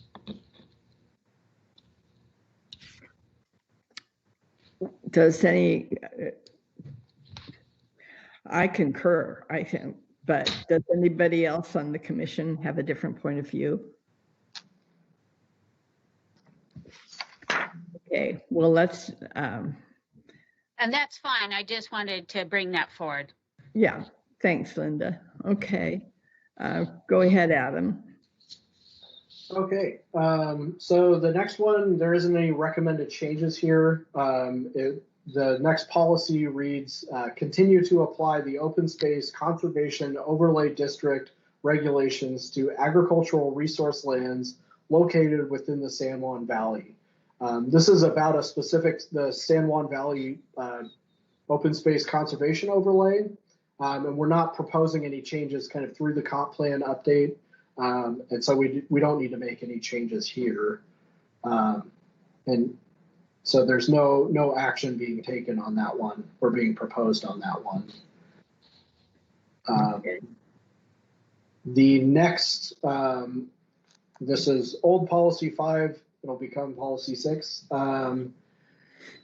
is to establish clearly defined resource land designations which protect and conserve long-term commercially significant agricultural and forest lands and associated uses. And then the Friends recommended adding and benefits here, again, tying back to that goal. And then it says that the designations are, and that leads into our designation criteria. So here, I think we could probably add in the idea of benefits. I think there's a little bit of change. We need to be, just to make it grammatically correct here, something like this. Adam, you might want to move benefits back up in front of. Oh, right, like we did before. Yeah. Where it was, what was it? That was all the way back up in goals, in the goal, I think. Yeah, I'm just.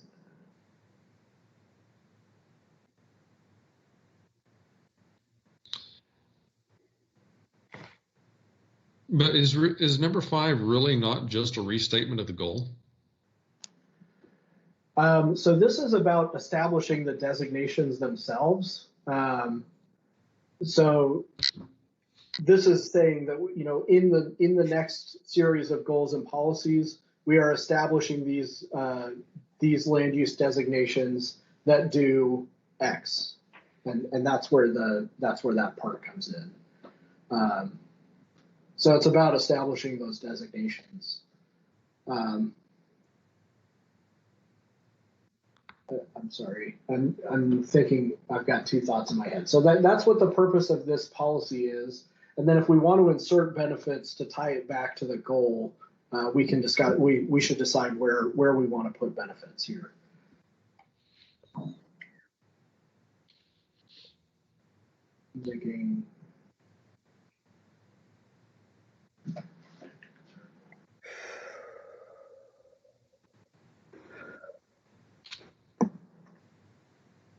Sheila. I think and benefits works fine there because we're introducing a list of what those are beyond that. So to me, it makes sense to have and benefits where it is.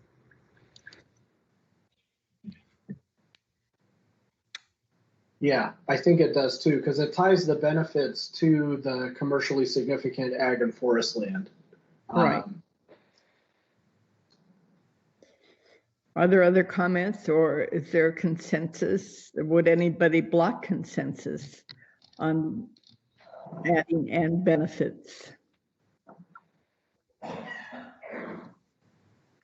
Sheila, is your hand still up, or you didn't put your hand down? There you go.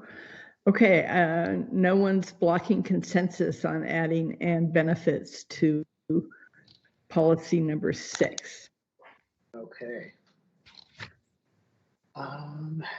Then let me just highlight this to come back to it. So now we're into specifically the goals and policies for agricultural resource land. So these are the places that are designated on the map as being long-term commercially significant and need to be kind of particularly preserved for their agricultural importance. And before we get into it, I see Dale has his hand up. Thank you, Adam. Back to the last deletion that we just, shouldn't we be, this is for further, you know, as we're going to post these additions as we go forward here. Shouldn't we delete FOSIJ? I mean, is that our recommendation, not theirs at this point? Yes, and that in the next draft we won't see their, unless they make new comments, we won't see their old comments in there. I can just, well. However you want to do it, it just seemed to. Yeah, why is it just extra? It won't be, again, that's only to note who's made the comment. Okay. In the next draft, it will be the Planning Commission's recommendation. So the colored text, the highlighting, and those notations won't be in the next draft. Thanks for pointing that out, though. That satisfied my curiosity. Yeah. Okay, so the goal for our agricultural resource lands is to ensure the conservation of agricultural resource lands of long-term commercial significance for existing and future generations, and protect these lands from interference by adjacent uses, which may affect the continued use of these lands for production of food and agricultural products. So that's the overall, the important thing in here is, again, that long-term commercial significance. That's something that comes from the GMA, and that it's one of the things that we're specifically tasked with protecting with our ag designation. But the other parts are a local choice that we've made. And staff hasn't recommended any changes to this goal.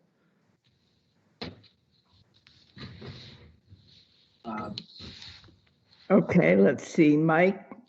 Yeah, I just wondered if the phrase in the second line, "and which," needs to be there. Whether it should just read, "are not characterized by urban growth, comma, that are used to capable of agricultural products, comma, have long-term commercial significance, blah, blah, blah, comma, and final one, meet one of these criterias." Okay. So yeah, that's good. I think we're not taking any action on the goal as of yet, but moving on to this first policy, I think that's a good, possibly a good edit. So it would be like that. Okay. Do you want to read through that? Sure. So again, this is the goal is saying why we're doing it, and then this policy is going to say how we're doing it. Yes. So here we're saying lands that are not characterized by urban growth, that are used or capable of being used for agricultural production, have long-term commercial significance based on the state law, the WAC there, and meet one or more of the following criteria, may be designated agricultural resource land. So this is really establishing, the county is, resource lands are unique in that the state has some specific requirements for designating resource lands, particularly ag land. And those are the three things that were pointed out here. The not being characterized by urban growth, are capable of being used for ag production, and have the long-term commercial significance. So basically this policy is saying that we're gonna first make sure that they meet the state law criteria, and then we're gonna apply our local criteria, which is to follow. Correct. Are there comments?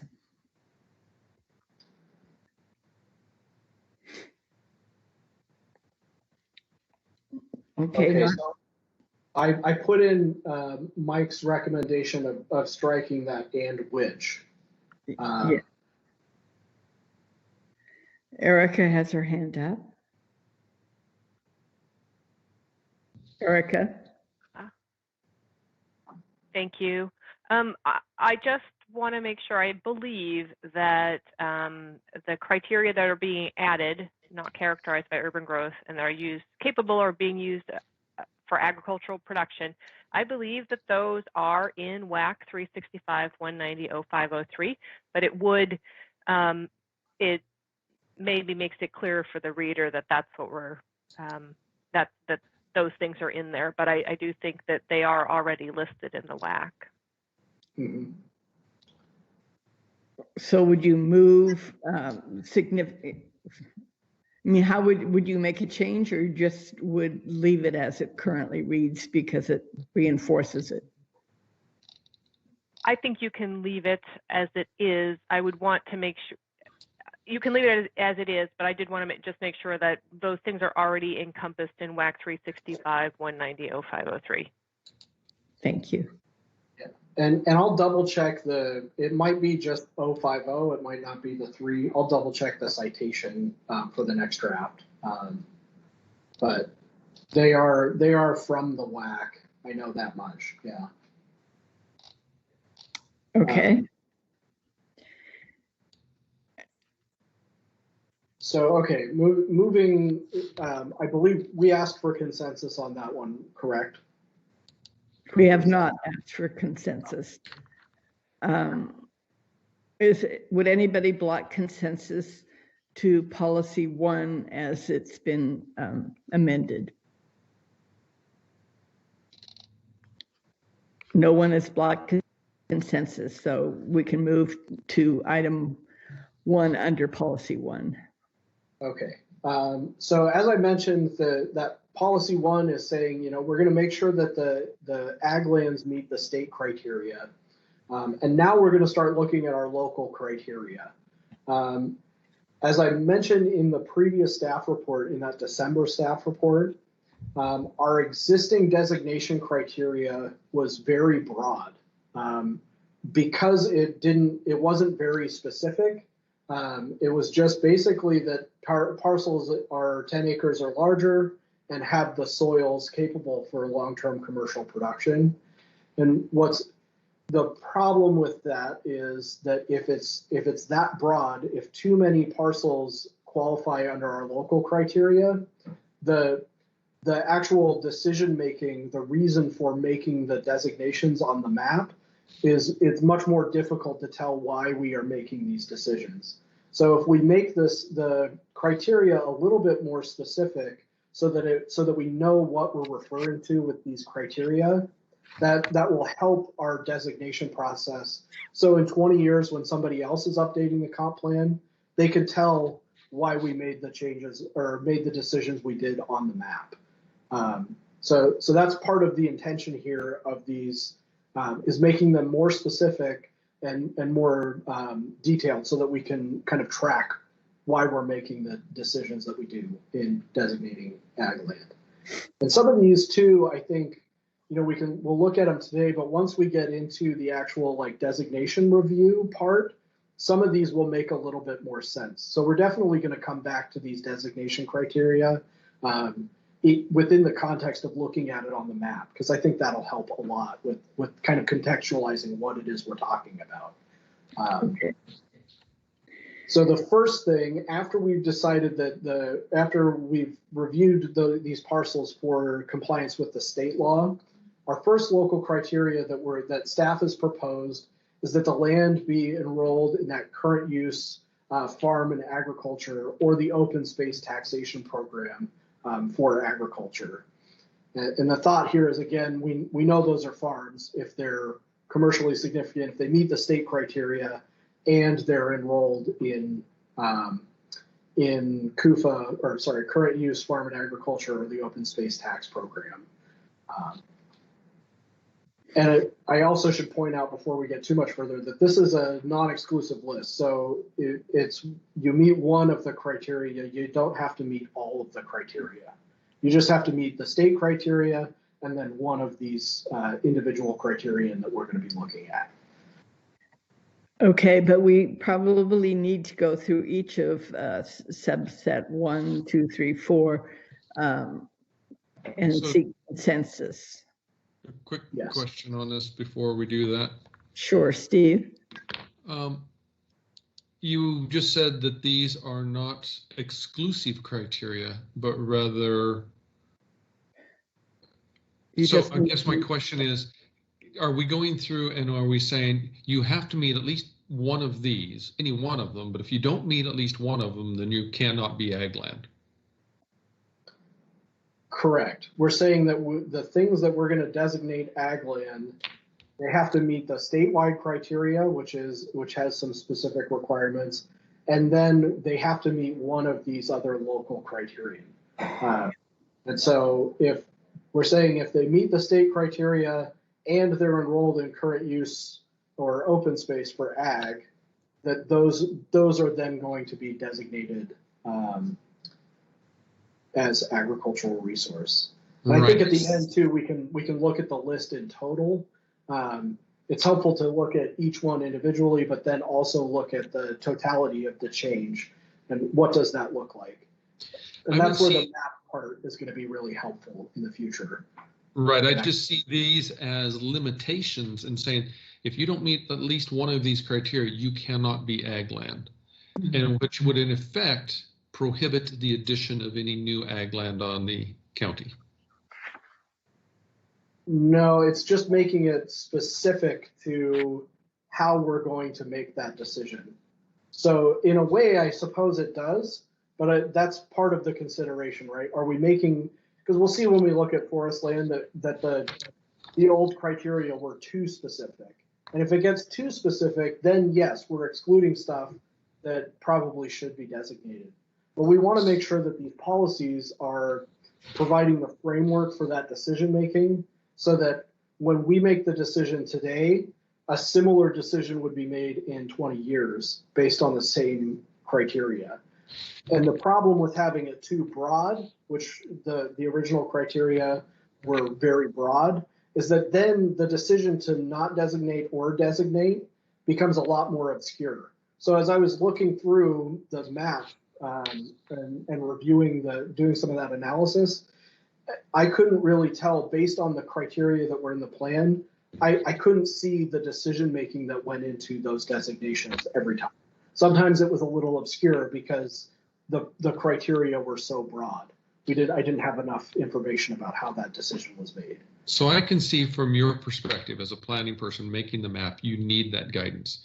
What my concern is I don't want to have these criteria exclude us adding new ag land if that becomes appropriate. To my opinion, as I look through 2, 3, and 4, I see those as being very limiting on and prohibiting us from adding new ag land. And that's my concern. But as long as we're not doing that, I understand your need for guidance in creating the map. And in practice, it may not really matter because San Juan County doesn't have a whole lot of ag land in the first place. There's not much that's suitable for it.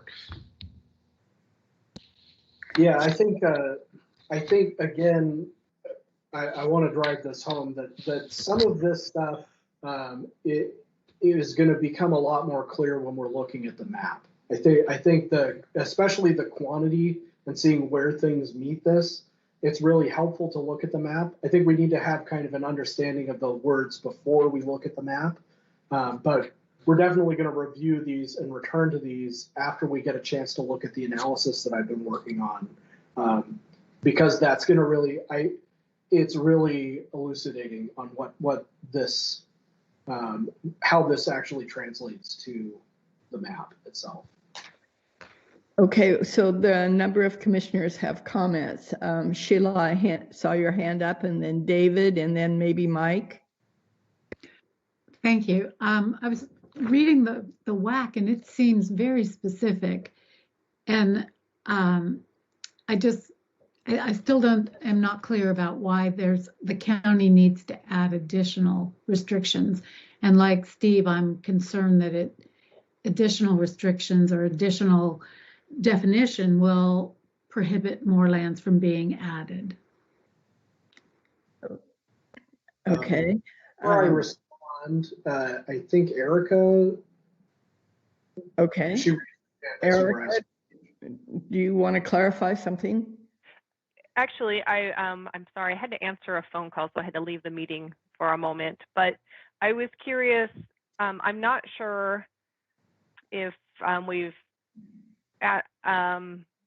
explained the idea of the countywide analysis versus the individual, and maybe you did that just recently, but there's the relationship between the countywide analysis and then the local criteria, that the countywide analysis is something we do countywide to determine whether it's lands of commercial significance. And then once we've found all of the lands that are commercially significant, we use our local criteria to determine which of those lands we're going to designate. And that's where we're using this criteria. But we went through that probably in September with the Planning Commission, and we have a lot of new folks. So my recommendation on this is that really you take a look at it and maybe ask some questions about it.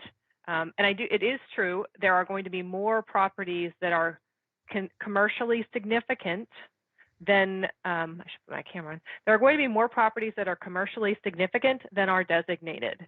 But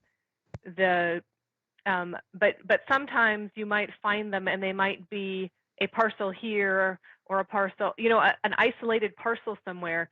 And you have to consider when you have an isolated parcel somewhere, if it really is commercially significant, or if it's commercially significant when it's adjacent to other areas that are all meeting the criteria. That's kind of the issue that we run into is how we make our designations sort of logical rather than a scattering of random parcels out in the landscape.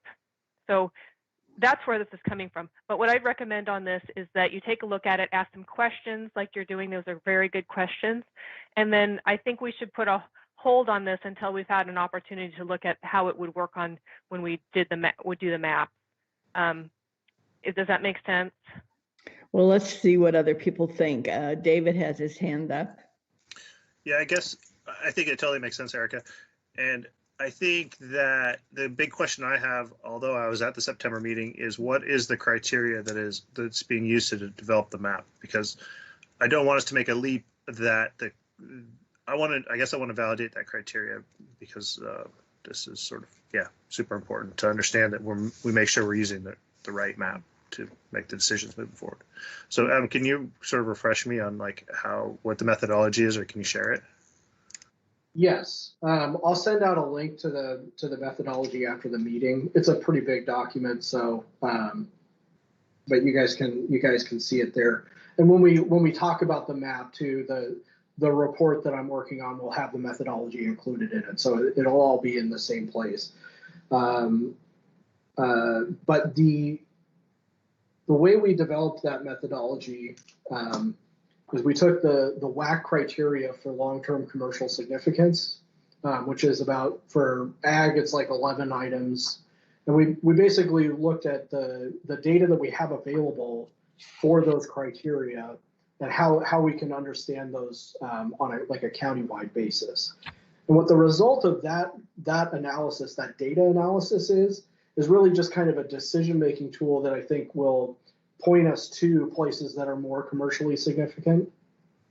And then the later part of the methodology, after we look at that, is actually working through on specific changes that are recommended. We're going to work through a rubric for compliance with the state law and compliance with our local plan criteria. So there's multiple levels to it. We're going to start at a really broad countywide kind of data analysis to give us an idea of where to look for possible changes. And then once we've identified those areas for possible changes, then we do the more specific analysis of that area in relation to the state law and the local criteria. That's a summary of how we're going to work through that. Thank you. And is that possible? Is there a data layer already built, like for Polaris, that we could look at this in advance? Is that there yet? No, we haven't made that publicly available yet because it's not ready to go out yet. But once it is, I'm pretty sure we're going to publish a web map that you guys can click around on, similar to what we did with the land capacity analysis when we were working through that in 2019. So there definitely will be a review process for that. We've received some comments on the methodology as well, so we can look through that at that time. Sheila, did you have a follow-up comment? Oh, sorry. Okay. Okay, so what I'm hearing is items 1, 2, 3, 4. We're reading through them, but we're not acting on them at this point. Unless the committee wants to give specific recommendations, but I do think it'll be more useful to consider this after seeing the map results and some of that work. Okay, Mike. Yes, question on little 2 little I. Is this knowable? I mean, we have 100 years of historical usages of these lands. Is it knowable that lands were or were not used for agriculture? No, probably not. I think, so to get everybody on the same page here. So we're looking at page 32, starting on line 4. This is the policy that the land is either currently used or has been used in the preceding 10 years for agriculture. Actually, the bottom of page 31 on my. Yes. Oh, right, because I've added stuff now. Sorry. So this is little 2 under I. So the recommendation from the Friends was to delete the preceding 10 years, and Mike points out that we probably don't know in any event. Right. I mean, we have some information. I mean, there's on Polaris, there's a pretty cool tool where you can see the old 1930s aerials. So we have some indication there. We have previous tax assessments that go back before like our regular parcel data. But it would be really difficult without having some kind of time frame established. It would be really difficult to determine, and also without having some kind of time frame. I mean, the Earth's 4 billion years old. People have been farming for 7,000 years. I mean, I don't know that, you know, not to be wise about it, but I think there's a need for some kind of definition of the time. And I also see Erica has her hand up. Go ahead, Erica. Okay. So I think what this criteria would capture somebody, maybe farms that were in a tax class previously, showing that they were capable of being used for farming, but maybe have fallen out of the tax class because nobody's been actually farming them and isn't able to make it into the tax class. So that's, I think, where we're going with this, is that you want some sort of an idea that it is, you know, capable, it's in a current use ag or open space tax class, or maybe in the past it was and nobody's farming it now, but it still is capable of having, you know, made, you know, at least met the criteria to be in the open space farm and ag tax class, maybe. And the reason in the last 10 years is because we reasonably sure that we've got some data about that, and maybe not reasonably sure before 10 years ago. But I'm hearing people thinking that that's too restrictive. So here, I think the discussion should be on like when to set that time frame. You can provide guidance on that, I think. Well, maybe we take your advice and look at the map before we drill down on this.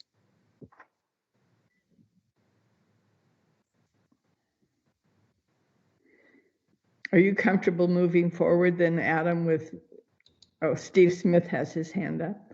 I was just going to encourage us to go look at the map and to understand what you're doing before we do this, because I'm going to object to most of these, because I see them as restrictive, not helpful. But after I look at the map, maybe I'll have a totally different opinion. Right. I think that would be helpful too. So, David? Yeah, I'd like to see the preceding 10 years stricken personally. I'm farming a piece here that I've had for 4 years, but it sat fallow for 40 years before that. And I don't think it would have got caught in any of these criteria. So, and it's prime farmland. So who knows? Yeah. Well, we're not going to act on, my understanding is we're not going to act on these subsets of, wherever we are, of policy 1 until after we look at the map.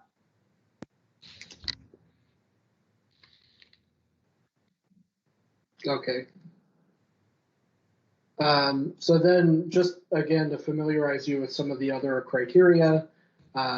So then the next proposed criteria is that areas with at least 200 contiguous acres of ag land developed at a density less than 1 dwelling per 10 acres. Here, there was a comment, it wasn't formally written down, but I believe it was while I was talking with Faith. She had a question about including farm worker housing. And I think we could specify that this would not include farm worker housing in the density for the purpose of this policy, because we don't want to count that farm worker housing against it. But we'll take a look at that with the next draft after we've had a chance to look at the map. The next is that adjacent lands are primarily in agricultural use. And this is again kind of directed at capturing those like bigger areas that maybe like a parcel here or there isn't meeting the all of the other criteria, but it's part of a larger farm complex. It just may not be farmed currently. This might be one that would help in instances like David was describing, where it was fallow for a number of years, but it's part of a larger ag complex. And then criteria 5 here, this has received quite a few. I think the ARC and the Friends both recommended striking this, but I think this is actually a pretty important policy to have in there. This is the one that will make it so that if we're designating a larger, like San Juan Valley, for instance, if there's 2 or 3 parcels that don't meet the criteria above, but are part of that logical boundary for that ag land, this would enable us to designate those as agricultural resource land instead of having them say, well, but I don't meet the criteria, so why did you designate me? Conversely, this would also this would help with the problem that Erica was discussing, where you might have like just a parcel that is, for example, the Patos Island has the right soils and is large enough and might meet some of these criteria, but I wouldn't characterize that as ag land of commercial significance. Nobody's going to be farming on Patos Island, right? I mean, so it helps in those instances as well, where maybe something technically meets all of this criteria, but isn't actually like farmland of significance. So it helps with that, kind of round out the hard edges. And again, we'll see good examples of this when we look through the map exercise. At this point, it's 11 o'clock. Do you want to keep working through the policies, or should we take is there interest in taking a 5-er or something? I think we should take a 10-minute break and come back at 11:10. Is there anybody that objects to that? Okay, let's reconvene at 11:10.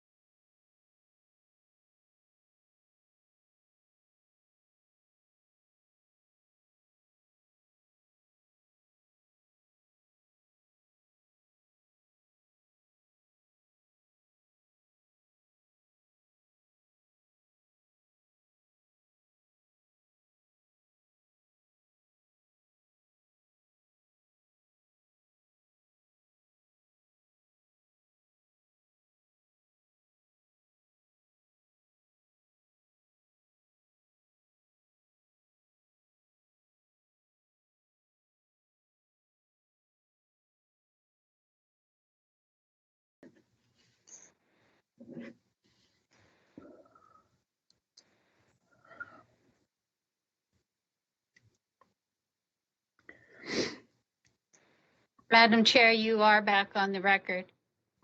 Thank you, Linda. Adam, I see you're still muted, or I think you might be. There you go. Are we ready to resume? It looks like maybe one planning commissioner, I think Dale hasn't returned yet. And David still is out, but we can look through these next ones. There we go. So when we left off, we finished up looking at Adam, those. I should interrupt. I'm still listening, so I'm here. Oh, great. Oh, thank you, Steve. I've been listening through the whole thing, so I've been here the whole time. Oh, good.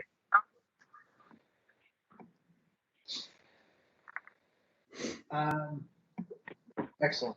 Okay, so when we left off, we were looking at the designation criteria. We got through that. Now the next series of policies here relate to agricultural resource land, but they're more about how are we going to achieve the goal there. Now that we know that how they're going to be designated.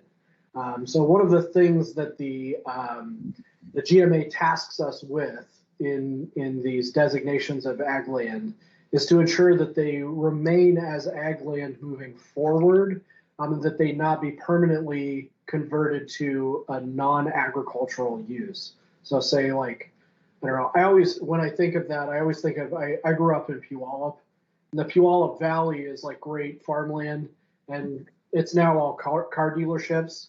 And that was a lot of that development was pre-GMA. And so, keeping that from happening elsewhere is kind of the main idea of that. So that's really what this policy 2 is directed at, is limiting the conversion of agricultural resource land to permanent non-farm uses through the implementation of a purchase or transfer of development rights program, special tax assessment programs, conservation easements, and conservation site design options for residential land divisions and boundary line modifications. So this one actually is a pretty specific list of things. These strategies it's specifically calling out. The plan is saying these are the ways that we're going to do that. Here we haven't recommended any changes to this policy, but if there were other things that the Planning Commission wanted to include in this list, this is a really specific and targeted way to kind of put that out there. I don't know that there's really any options other than what's listed here. These are pretty much the county programs that are implementing that. So here, no action was recommended, and if there aren't other amendments, we can move to the next policy. I see a couple of hands up, so we'll begin with Sheila. Adam, I just had a question during the break that came back to me. And there was, I think Erica mentioned that if there's like a 10-acre parcel that has farmland, farm soils, and is capable of being farmland, it may not be designated on the map because it's isolated. It may be surrounded by forest or some development of some kind. Is that true? So we have 10 acres or 20 acres, but it's not going to be designated. That's part of the intention of why we want to have good designation criteria, because some of that's a policy choice by the county, and we want to articulate those policy choices in the plan. So we want to know, part of the purpose of the plan overall is so that we know why we made decisions, right? And so that it's consistent. So that's part of it. The other thing is to return to the example of Pecos Island, just because I think it's an absurd example, but it's a good one. It has the right soils, and it's 25 acres or something like that, 40 acres. So it's a big enough parcel, but really, I mean, without ferry service, it's owned by the state. It's probably not actually like farmland. So we want to make sure that our criteria, help us kind of make those decisions and have a justification for making those designation decisions. But maybe, I mean, further on with Sheila's question, I mean, if it had been previously farmed,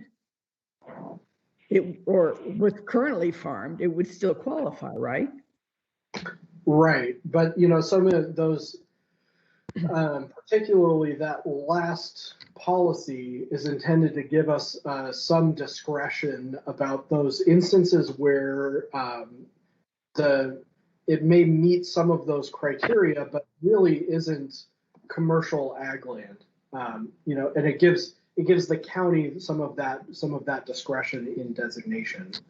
That's the intent of it. That kind of policy has been adopted by almost every other county that I looked at for references here, because again, you need to have a certain amount of flexibility in what you're doing to account for those kind of weird local differences. You know what I mean? When the legislature was creating GMA, they weren't necessarily thinking about a small non-ferry served island in the northwest corner of the state. Like, so that's part of the reason for that local criteria. So what would be the harm in designating Peytos Island as ag land? Well, what you're doing when you designate something ag land is you're really kind of putting almost like parentheses around it and saying this is ag land, and the principal use of this land should be ag land. Like as an example of something else, like rural farm forest doesn't have that kind of emphasis to it. We allow farming in rural farm forest, and it's actually one of the like kind of preferred uses there or whatever from our policies. But it's not. We allow other things to happen there because we're not setting it aside and saying that we're protecting it from any kind of conversion to other uses. And so, for example, if we had ag land designated somewhere that's really more of like a state park, there may be some. Well, state parks are a bad example. If it were a county park, you know, there may be some land use regulations that we're then applying there that we don't really want to apply there because we, as a community, we want that to be parkland or whatever, right? So that's kind of the trade-off there, is that it may, if we're over designating things that are ag land, that may be counter to some of our other goals with the plan. Steve Smith has had his hand up for a while. Yeah, I take a look at number 2, and I guess the question would be, if the county goes through and designates something as ag land, which is not currently ag land, then effectively policy number 2 would come in and say, you can no longer use this for anything but ag land. And you cannot subdivide it. You cannot, you know, build a racetrack on it. You can't do anything. And I'm not saying that we want those things. I'm just wanting to make sure everybody understands that once you're designated as ag land, you're a farm and you're a farm forever, whether you farm it or not, correct? To an extent. I mean, it's not that the subdivision thing would really depend on the acreage of the parcel. You know, but it is saying that a suite of regulations are going to apply on that property that are designed to keep it primarily in agricultural use. My primary question and concern, I guess, would be, you know, up earlier, I'm saying, hey, we want to make sure we don't limit adding more ag land. Here, my concern is the opposite. I don't want to necessarily go in and designate somebody as ag land who's not currently ag land against their will, and say, sorry, you're a farm now. You can never do anything with your operation except for farm. They say, well, I haven't farmed. Nobody's farmed here for a long time, and I don't want to be a farm. And that would be the opposite concern I would have. And I don't know, how would you address that? So that actually, I think, is a really, like, that tension is why we want to get the designation criteria right. Because when we're designating these resource lands, we want to make sure that we're doing it in a fair way and in a transparent way and in a way that you can understand it and is defensible, right? We haven't really talked about it today, but these designations are probably, it's like these and urban growth areas are probably the two most litigated parts of a Growth Management Act plan. It's always a kind of a hotly debated issue around comprehensive planning. So, we really want to make sure that our policies are specific enough to where we can say this is why we made the decision. It wasn't because Joe didn't want to farm his property. It was because we have these policies that say this is how we designate ag land. So that's the reason for the specificity and why having them so broad can be problematic, because then we don't want our decisions to be made in a way that looks maybe arbitrary or, just kind of, oh, well, we knew that, so-and-so was going to farm their property, so we gave them the designation. Understood. Agreed. So here with policy 2 that I have up on the screen, it sounds like we're okay to move on to the next one. We haven't proposed any changes there with policy 2. We'll check one more time before I move on. Is that?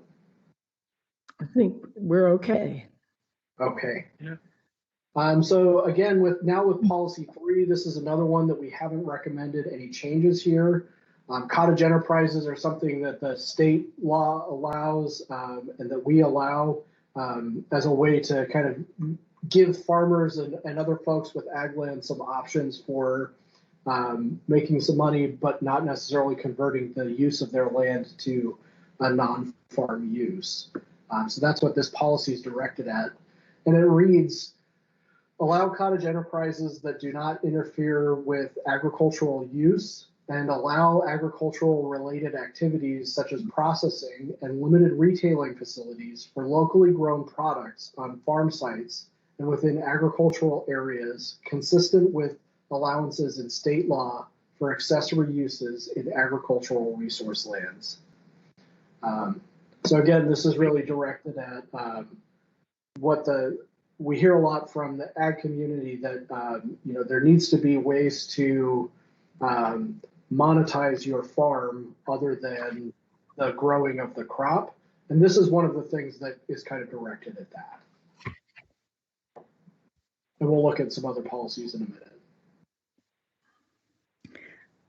Okay, I don't see any comments here.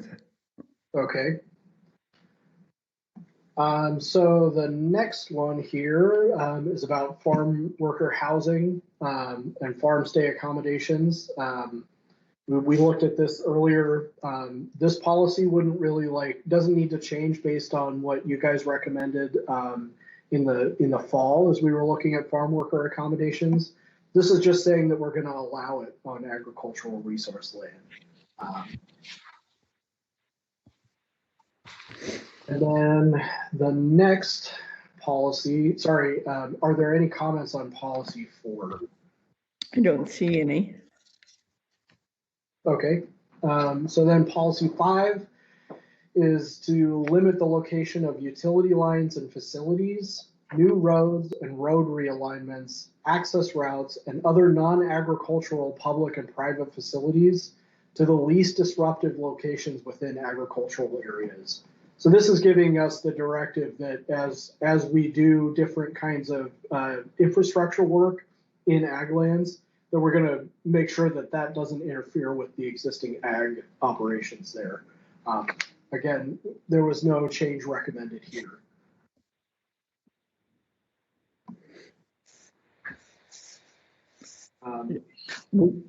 Good to move ahead. Okay. Well, wait, Linda? I just want to check then, am I safe to say that on policies 2, 3, 4, and 5, and maybe future, that I can just list as no action taken? Yes. Thank you. Okay, so this is the next, so policy 6 here is the first non-designation criteria policy that we're proposing that's new. And this is to establish development standards for agricultural accessory uses, farm stands, agritourism, and farm-based businesses that allow these uses while preventing the conversion of agricultural resource land to permanent incompatible uses. So this is part of a response to a docket request that the Agricultural Resources Committee submitted in 2018. And they were basically saying we need to make sure that there are more uses, again, to monetize the farm and farm products beyond just the production part of it. And they wanted to make sure that our regulations and our policies back that up. And so that was the purpose for the proposed change here. The ARC made one comment. They wanted to maintain the word farm stands rather than roadside stands. It's really a nomenclature difference at this point. I don't know that it's just what we're going to call that use moving forward, whether it's roadside stands or farm stands.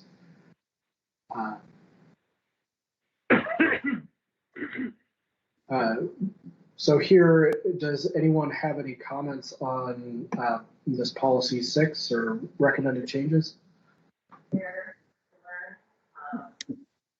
David Kane. Yeah, I just wonder, would this also apply to rural farm forest down the road, Adam? I don't see any markups in the rural farm forest section. I know it's jumping ahead, but there's a lot of our farms currently around the county are on rural farm forest designation and are smaller. This policy would only apply in agricultural resource land. If we wanted to add something similar in rural farm forest, I mean, ultimately the regulations would probably be established for both, but we could add a policy kind of in each area for those kinds of uses.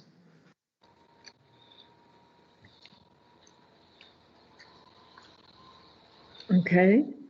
Well, I guess the one question would be whether we want to use roadside stands as it was currently submitted or substitute farm stands. And for a little bit more context on that, we don't have, the county code and the plan don't establish a definition for either. So we don't have a definition for farm stands or for roadside stands. Basically, through the implementation of this, if we call them roadside stands, that's how we'll define it. We'll define that term. If we call them farm stands, we'll define that term. I think they're different names for the same thing, ultimately. Mike, do you have a? Yeah, I'd recommend we use the ARC request. I think farm stands doesn't designate it has to be on a roadside, and roadside stands says it does. So I think there would be plenty of instances. I hope it would come. It just came back. Otherwise, well, maybe. Okay. Let's see. Shall we see if anyone would block consensus to substituting farm stands for roadside stands in number 6? Seeing no hands up, we'll substitute farm stands by consensus. Great. Thank you.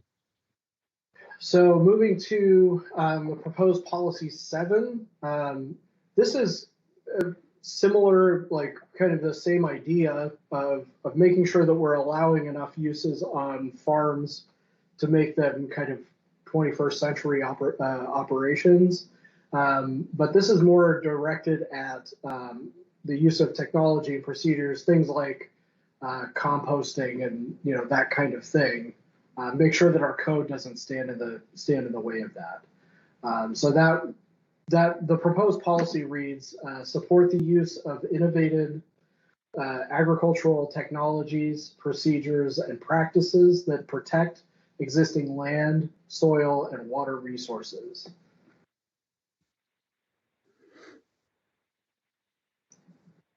Mike.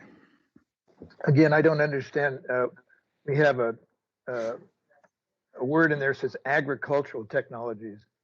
So well measurement, well usage, water usage measurement tools aren't necessarily ag related, but there's certainly technologies that would help protect land. So I just wonder if we should eliminate the word agriculture and just refer to innovative technologies, procedures, and practices.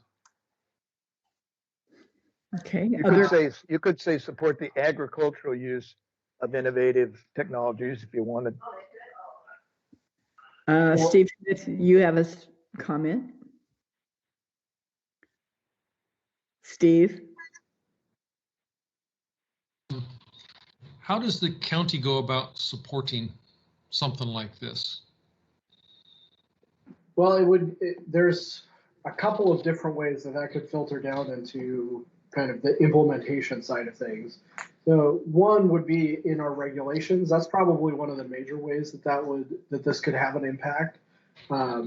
Basically, we want to ensure that our regulations support this and don't necessarily impede the use of these technologies and procedures. There's also, the possibility that the county, through an informational brochure or something, could disseminate some information about these kinds of technologies. The policies don't only guide our regulations; they also guide county programs. So as we're looking ahead, that might be another way to kind of get at it. Yeah, I guess I'm fully in support of, innovative technologies to make things more efficient, work better, and help us preserve our environment and all that type of thing. So I'm very supportive of that. I'm just not sure what the role of the county would be to do any of these things. In other words, I'm not sure taxpayer money should be going out there. Hey, farmers, we're here to educate you as to how to use this particular monitor, or here we want to use tax dollars to encourage you to, do X, Y, or Z. So I'm fully supportive of them using the tech. I just don't know how the county is really going to be that beneficial. Are there any programs that exist right now that would interfere with somebody using innovative technologies?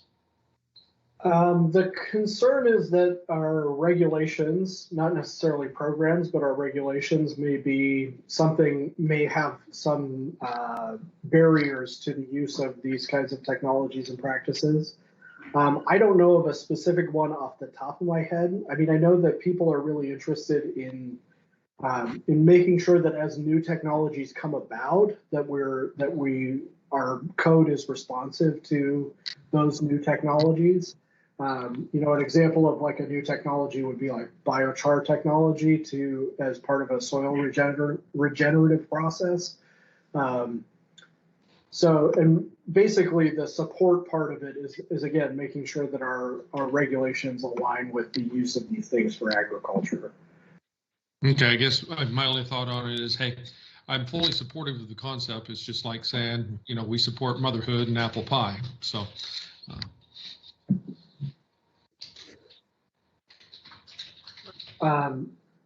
So a note here, in response to Mike Pickett's recommendation, I struck the agricultural here and just specified that it's on agricultural land at the end of the sentence. So I think that might address that wording issue there. So here, if anyone maybe we can check consensus on this guy too. Sure. Would anybody block consensus on deleting agricultural from the phrase innovative technologies? I see no objection. Madam Chair? It's approved by consensus. Yes, Linda? David and Mike still have their hands up, so I don't know if they had something to say or not. Mike, do you have something to say? The only thing I have to say is I should have took my hand down. Thank you. Try again, Camille. All right, so Adam, that moves us to 8. Yes. So again, this is another one kind of pointed at, directing how we're going to support our locally grown foods. And that's the policy reads support programs that promote and market locally grown and processed agricultural products. So for example, if there were a local program that we're doing something to promote local food systems, this is basically saying that, we're going to support and promote that. However, the county decides to do it, but that the county wants to be supportive of that. That's all that this policy is getting at. It's not a commitment. Hand up unless it's, no. Do you have a new point, Mike? Michael. I think his hand is down.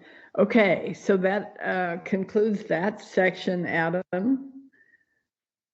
I think Linda would want us to get consensus on number 8 there before we move on. Yeah. Either consensus or that you're not taking any action, that there's no action.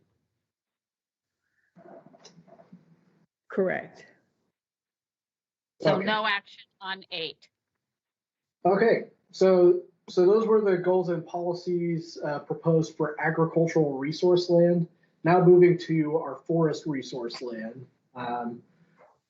So here, the goal is to protect and conserve forest lands of long-term commercial significance for sustainable forest productivity and provide for uses which are compatible with forestry activities while maintaining water quality, water quantity, and fish and wildlife habitat.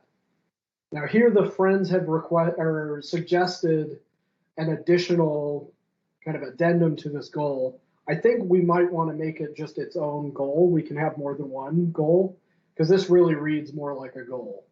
And that's to protect forest lands that provide significant ecosystem services by protecting air and water quality, maintaining adequate aquifer recharge areas, reducing forest fire risks, supporting tourism and access to recreational opportunities, providing carbon sequestration benefits, and improving wildlife habitat and connectivity for upland species.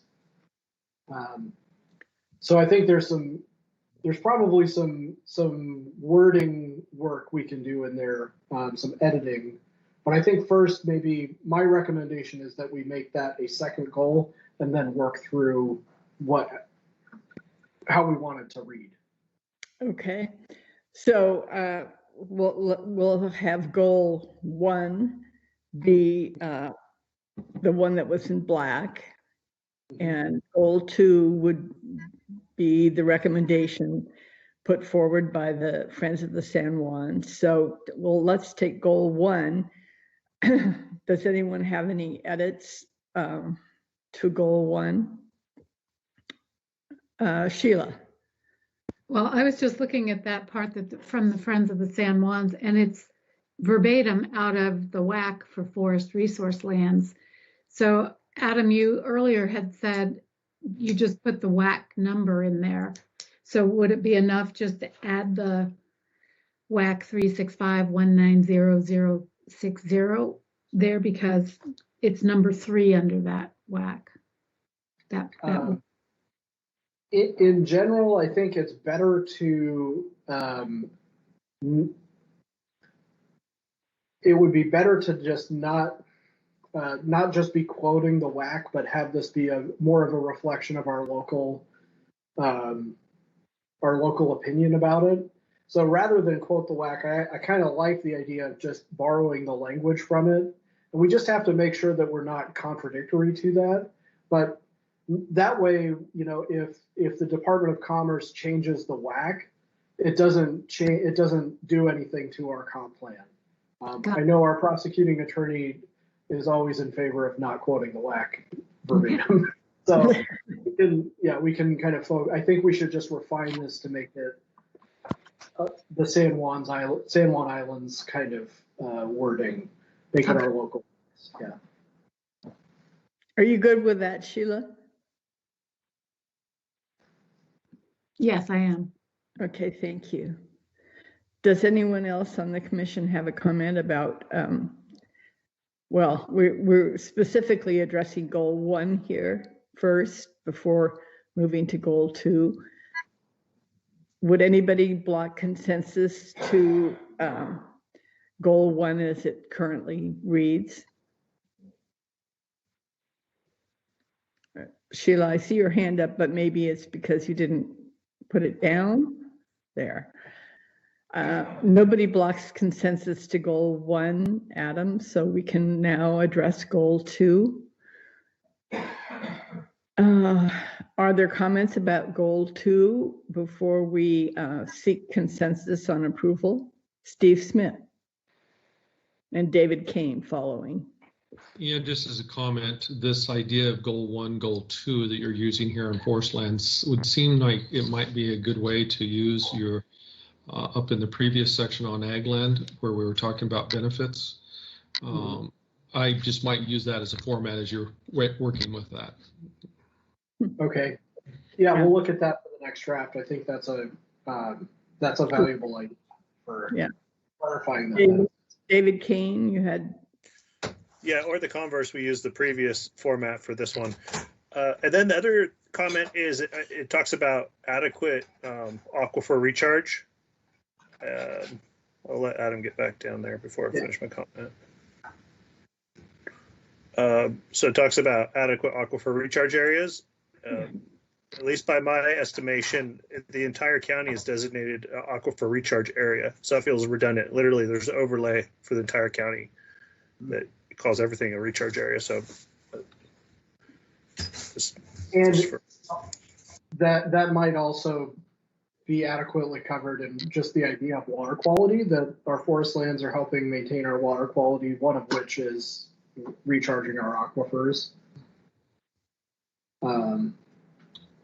Sure, that's fine. I mean, I'm fine how it reads, but I think it's a bigger question of how do we want to address this? Do we want to address it like we did before, or do we want to address what we did before, like use a similar format? Because again, we're speaking to the future and how people are going to interact with this in the next update.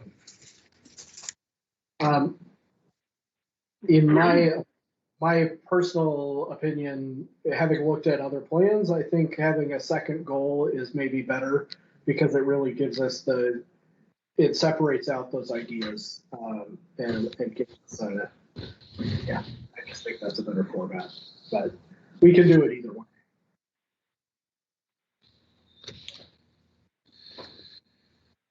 Okay, so are we going to edit maintaining adequate aquifer recharge areas and delete that? So I'm seeking any consensus. Let's see. Does anybody object to consensus? Steve Smith? Yeah, I guess my thought is since this is a recommendation to us, what we would need to do is accept this recommendation with the edit that we have. And I don't have a problem with accepting goal 2 as suggested by friends with the removal of the aquifer recharge for that and other reasons as well. Very good. So sorry, just for process here too. I also have taken and just dropped the and between tourism and access because it's really part of the list. We have supporting tourism and then access to recreational opportunities, carbon sequestration, etc. So that's another change that I propose we make. Yeah. I think Steve has a follow-on comment. Yeah, just as a process thing, since this is not your suggested language, I think we are free to edit this as we like without noting our edits to what the friends have done. Yes. The only reason I'm doing the strikeout and underline here is for your guys' reference. Yeah, I appreciate that. Yeah, that's good. The strikeout will be gone. I'm just saying we don't need to go through and approve or reject the edits to the friends as a consensus issue. We just come up with the approved language of what we want. Mhm. Well, it's what we want currently written as goal 2. Sounds correct? good. Yeah. Okay. Anybody Sheila, did you have your hand up? who? Sheila. I don't see it up on my screen. Oh, it's up on mine, but that's okay. Go ahead. All right. Would anybody block consensus to goal 2? No. Okay. Moving forward. All right. So moving on to policy 1 here. So this is very similar to the ag designation criteria, the start here at least. I will say that the friends made a comment that was very similar, but in a different order. I think we can reorganize this a little better based on their comment. So the first policy is lands which are determined to have long-term commercial significance based on the WAC, and meeting one or more of the following criteria may be designated as forest land. What I'm going to recommend is that we take their recommendation for I in the next policy and put it back up here in 1, like we did with the last one. So because we're really talking about the state law first, and then all of the I, 1, 2, and 3 below that are our local criteria. So, and this language is from the state law. So I'm recommending this roughly with some edits. Mike, you have a comment? I'm gonna. Actually, hold on. Actually, I do, although I don't know how my hand got up. But in the second goal, this is a personal thing. We say that supporting tourism is important, part of the goal. And I get protecting the air and water quality. I get all that. I don't understand, based on all the hearings we had and the objection in some places to expanding, or why supporting tourism is a goal for farmland or for forest land. I support it, removing supporting tourism. So to respond to the why, so part of that I think is a function of the format of this. So the goal is really to protect forest lands, and then we point out that they provide these benefits. It's kind of the benefits question again. Now, supporting tourism is an idea that is that these lands do that, right? They support tourism by having, forest lands around, and that's why people want to come here.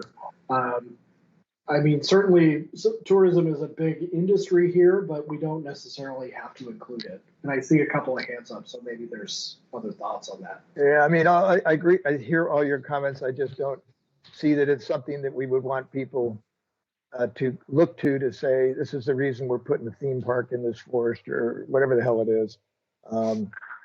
Recreational opportunities, I have no problem with. But tourism, it just seems it's unnecessary here. Okay, that's it for me. Sheila? I agree on the promoting tourism, but that's how it's stated in the WAC. So how restricted by what's in the WAC are we? Can we take out support tourism without being counter to what the state has? So that's the argument for not quoting the WAC, but making this our local criteria. The part of the WAC that talks about that is that that's a secondary benefit.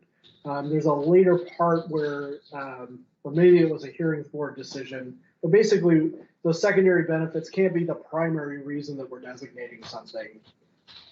So we have a little bit of room there. Also, I think if we don't want to say that we're supporting tourism or just leave it out by omission, I think that's acceptable. I don't think we'll get in trouble for that one. Neil, this is Steve Ruby. Since I can't raise my hand, I'm just interrupting.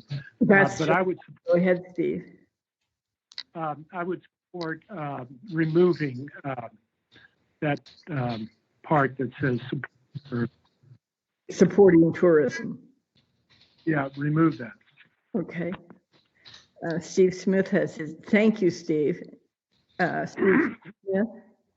Yeah, I have no problem with removing that either. I was just going to comment about what it means to support tourism. It just means that we all have to open up all of our forest lands to anybody who would like to walk through them and enjoy the nice natural forest. It means that we also have to support anybody who wants to go deer hunting as they walk through our forest. Just a facetious little comment. Thank you. All right, so we are revisiting goal 2 in terms of a further edit. So Adam, would you read through it again for everyone Sure. that doesn't have it on their screen? So as proposed here, it would, goal 2 would now read, to protect forest lands that provide significant ecosystem services by protecting air and water quality, reducing forest fire risks, access to recreational opportunities, providing carbon sequestration benefits, and improving wildlife habitat and connectivity for upland species. All right, so we are speaking. Before we do consensus on that, I'm realizing that access, it needs to be provide access. Sorry. Right. Just to make it an actual sentence here. Okay. Is there anybody that would block consensus to the revised amended goal 2? Seeing none, it's approved by consensus. Okay, so we're back to policy 1, and you were, let's see, were we? Yes. So the first thing to consider here, and this is partially a consistency thing. So the Friends recommended adding the characterized by urban growth and that are not used or capable of being used for forestry, are used or capable of being used for forestry production, to the determination that they be long-term commercially significant. They had recommended that we put it in this policy I, but I think it actually, for consistency with what we did in ag land, I think we actually want that to be in policy 1. So I've now shown that as amended for policy 1 here. Steve Smith. You just need to work on the start of grammar there when you transition lands which are that are. Yeah, we know. I have the same concerns with this section as I do with the ag resource land.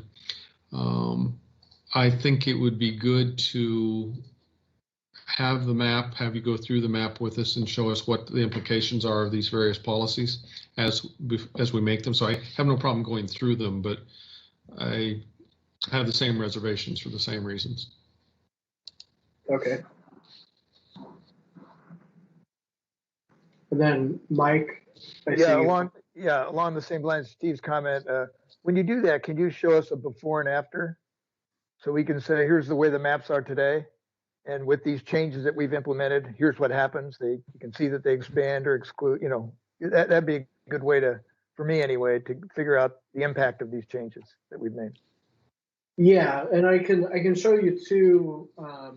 We'll be able to look at, lands that you'll be able to see the lands that qualified under the existing plan designation criteria, and then see the difference between that and what we are currently proposed designation criteria. I think that'll help. Again, with the forest policies actually had the opposite problem that the ag policies did, in that they were very specific. And so only a handful of parcels actually met all of the plan designation criteria. So that was the problem here, was really the inverse of the problem with ag land. The ag designation criteria is that, it required that a parcel meet all 4 of the criteria, and not enough parcels. It was leaving out commercially significant parcels because it was too specific. So here we've tried to broaden out the criteria to strike that balance so it's not too specific or too general, to kind of provide that framework for decision making. And the first, before we move on, we'll definitely hold off on making any permanent decisions on this part, but until we've looked at the map. But looking at policy 1, we need to get consensus on that before I move into the next ones here. So as proposed, and this might need to get cleaned up a little bit, but the policy would read, lands which are not characterized by urban growth and are used or capable of being used for forestry production and determined to have long-term commercial significance based on WAC 365 190 0602 and meet one or more of the following criteria may be designated as forest land. So this is again that state law requirement. Let me fix this grammatically. Okay, well, Steve, you would like to comment in the meantime? Yeah, I agree fixing the grammar there, but then immediately after the WAC reference, we use the word and. I'm concerned about the use of the word and rather than the word or and or something of that nature, because what effectively it does is subjects policy number 1 to I, double I, triple I, whatever, to that. And in other words, I'm concerned about adopting number 1. I really want to treat it all as a part of one big package here. So in the and is very specifically included in there. And that's because this is part of the process for designating natural resource lands, is that we need to look at the state law and make sure that they satisfy the requirements of the GMA first. That's kind of the first step in this. And then we apply the local designation criteria. Understood. So that's the purpose here, is that basically policy 1 is saying we're going to look at the state criteria, and if it meets that, then we are reviewing it to make sure that it meets these other criteria. And it's one or more of the following criteria. That's the intention. And that is exactly what I am concerned about. So I understand what's happening and why it's happening. I'm just concerned about the 4 points that are there. And so I don't want to object to it yet. I'm just think we need to go through the map. And as Mike said, let's take a look at the before and the after effects and see what this does.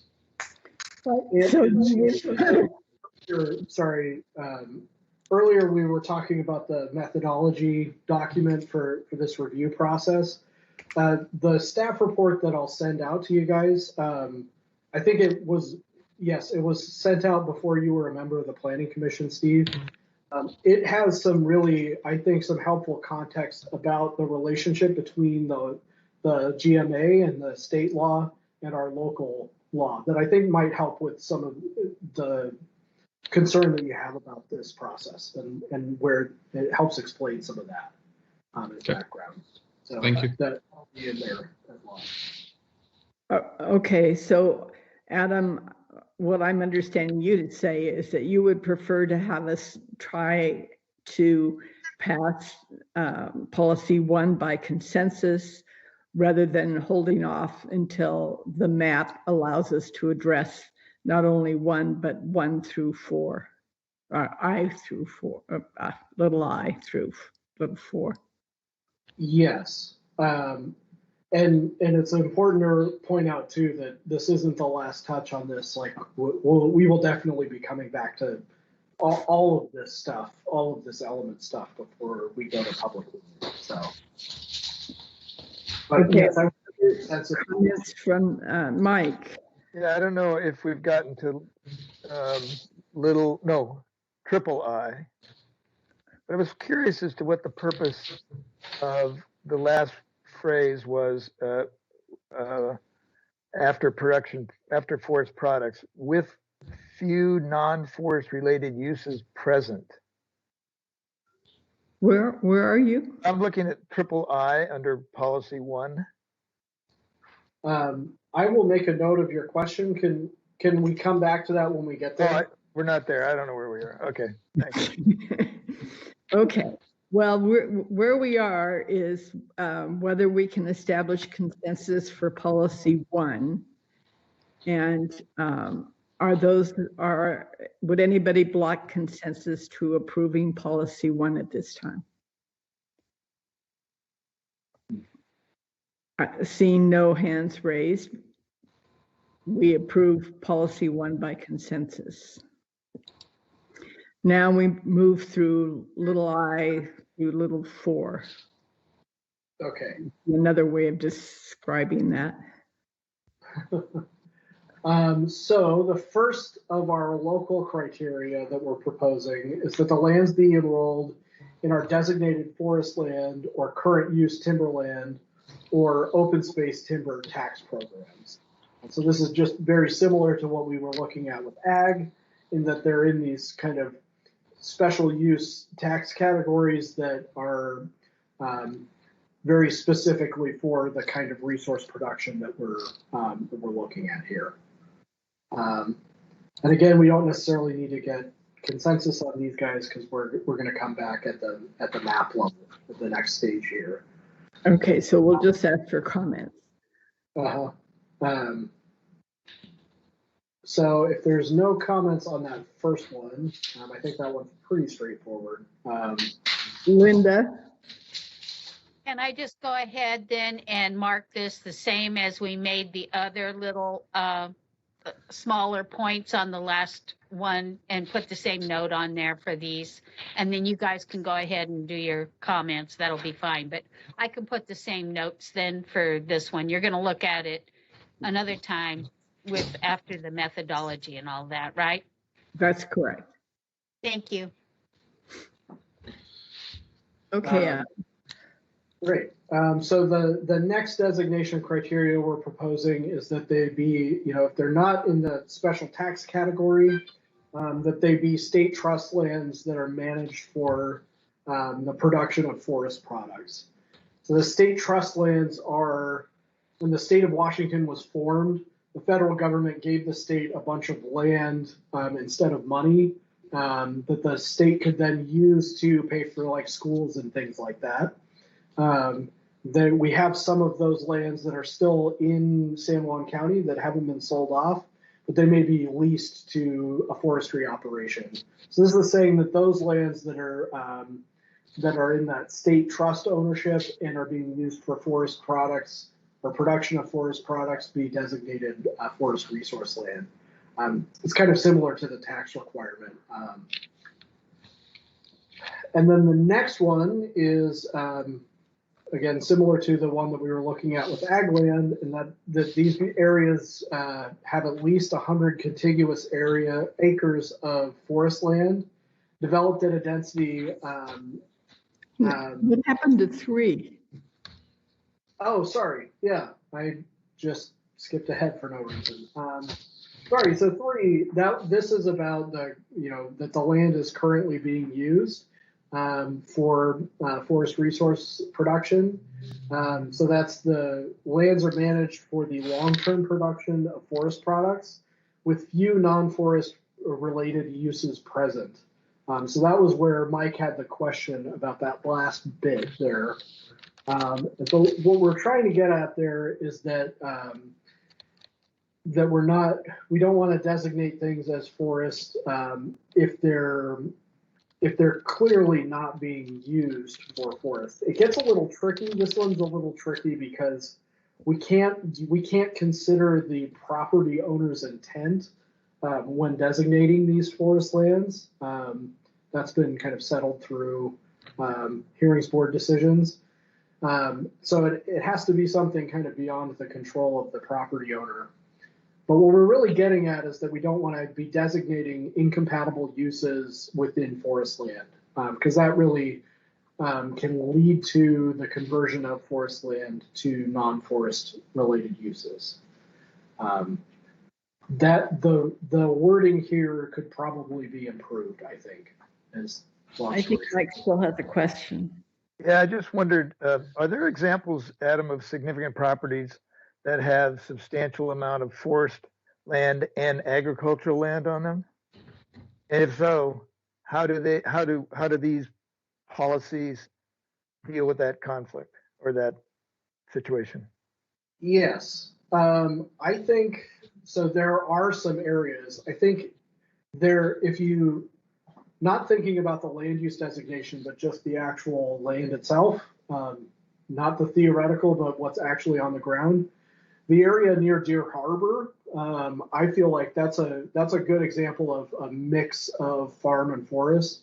If you're going south from Deer Harbor, on Deer Harbor Road there, Sheila probably knows where I'm talking about there. That it's a mix of pretty dense forest lands and open pastures.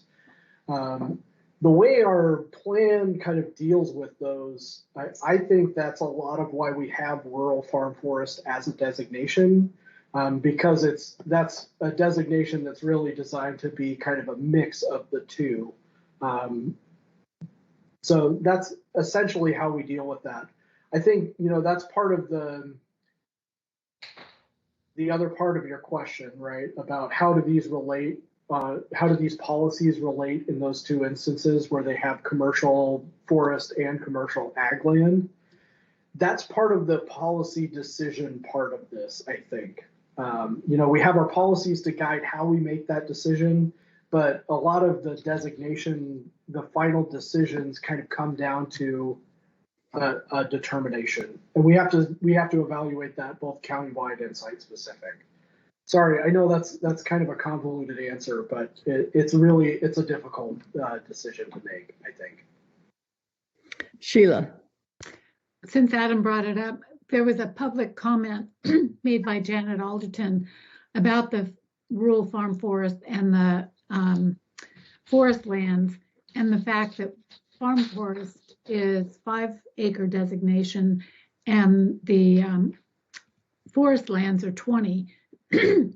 Is there a possibility when something, say a forest designation is then changed into rural farm forest, that could result in breaking up that land? Yes, so there's actually, our code is a little idiosyncratic in this regard.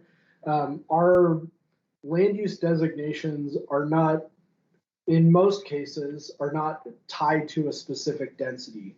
So like rural farm forest has a range of densities throughout the county. There are places where it's a 5-acre density per dwelling unit. There are other places where it's a 15-acre per dwelling unit density. So our designations and our densities are not inextricably linked, right? There's a possibility you could de-designate something, make something no longer forest resource, but keep the same density that it had before. Our plan allows for that to happen. I think, does that answer your question? I think that. Well, I just wondered that if somebody had 100 acres of forest resource and it's now gets morphed into farm forest, then does that mean they could turn that into 25-acre lots? It would depend on the density decision, not the land use designation decision. Okay.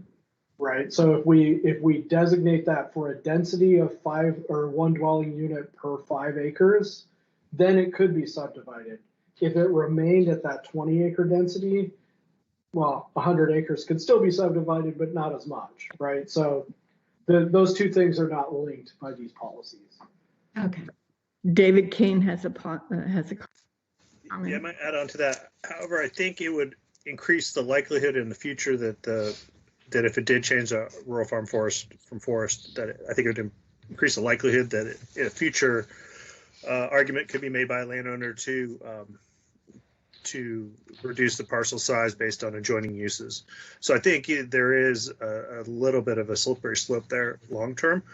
But I had a specific question on the word areas on this point number 4. Is areas, is that individual, is that parcels, or is that an aggregate of several parcels? Is that an individual parcel? Yeah, that's the question for Adam. That would be non-parcel specific. So it could be 4 parcels, it could be 100. You know, it's mostly getting at, so in our previous, in the previously adopted criteria, there was well, you can see it in 2 here, that it was saying parcels 20 acres or larger, you know, meeting the state requirements or whatever. And the idea here is to uncouple that from a specific parcel size and really get at the development intensity of an area. So is it developed at that higher density? The other part of this that this was borrowed from the second sentence of 4 here about lands in public ownership can count toward that 100 contiguous acre threshold. That's something that, like, I know Spokane County, I'm pretty sure Skagit County, several other counties throughout the state have adopted that. And I think it's a really great thing because it makes it so that if it's part of a larger forest complex, say of like national forest land or something, that it can be designated there. I think areas near Moran State Park might be a good example where they're near a very large contiguous forested area that's in public ownership and may not be managed for forest products, but it really is part of kind of this larger forest complex. So that's one of the, as we were drafting that was one of the kind of areas that I was thinking about. Or turtleback's another example.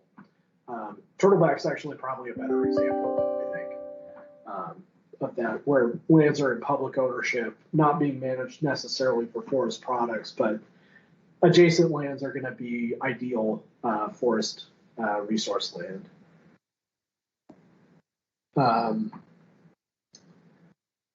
So there, I think, after our discussion about number 3 here, this last clause, I think, needs to be improved. This with few non-forest related uses present. I don't think we need to have consensus on that. I'm just letting you know. I think the next draft I'll come back with some better language on that. That's a little bit, I think, just more specific there. Okay. Let's see, and then the final proposed designation criteria policy. It's our out clause to avoid having just one parcel of non-forest land in the middle of a forest, you know, that kind of thing. And we'll look at that. This one will make more sense when we look at the map. So that concludes the designation criteria. Again, we'll return to those, and it'll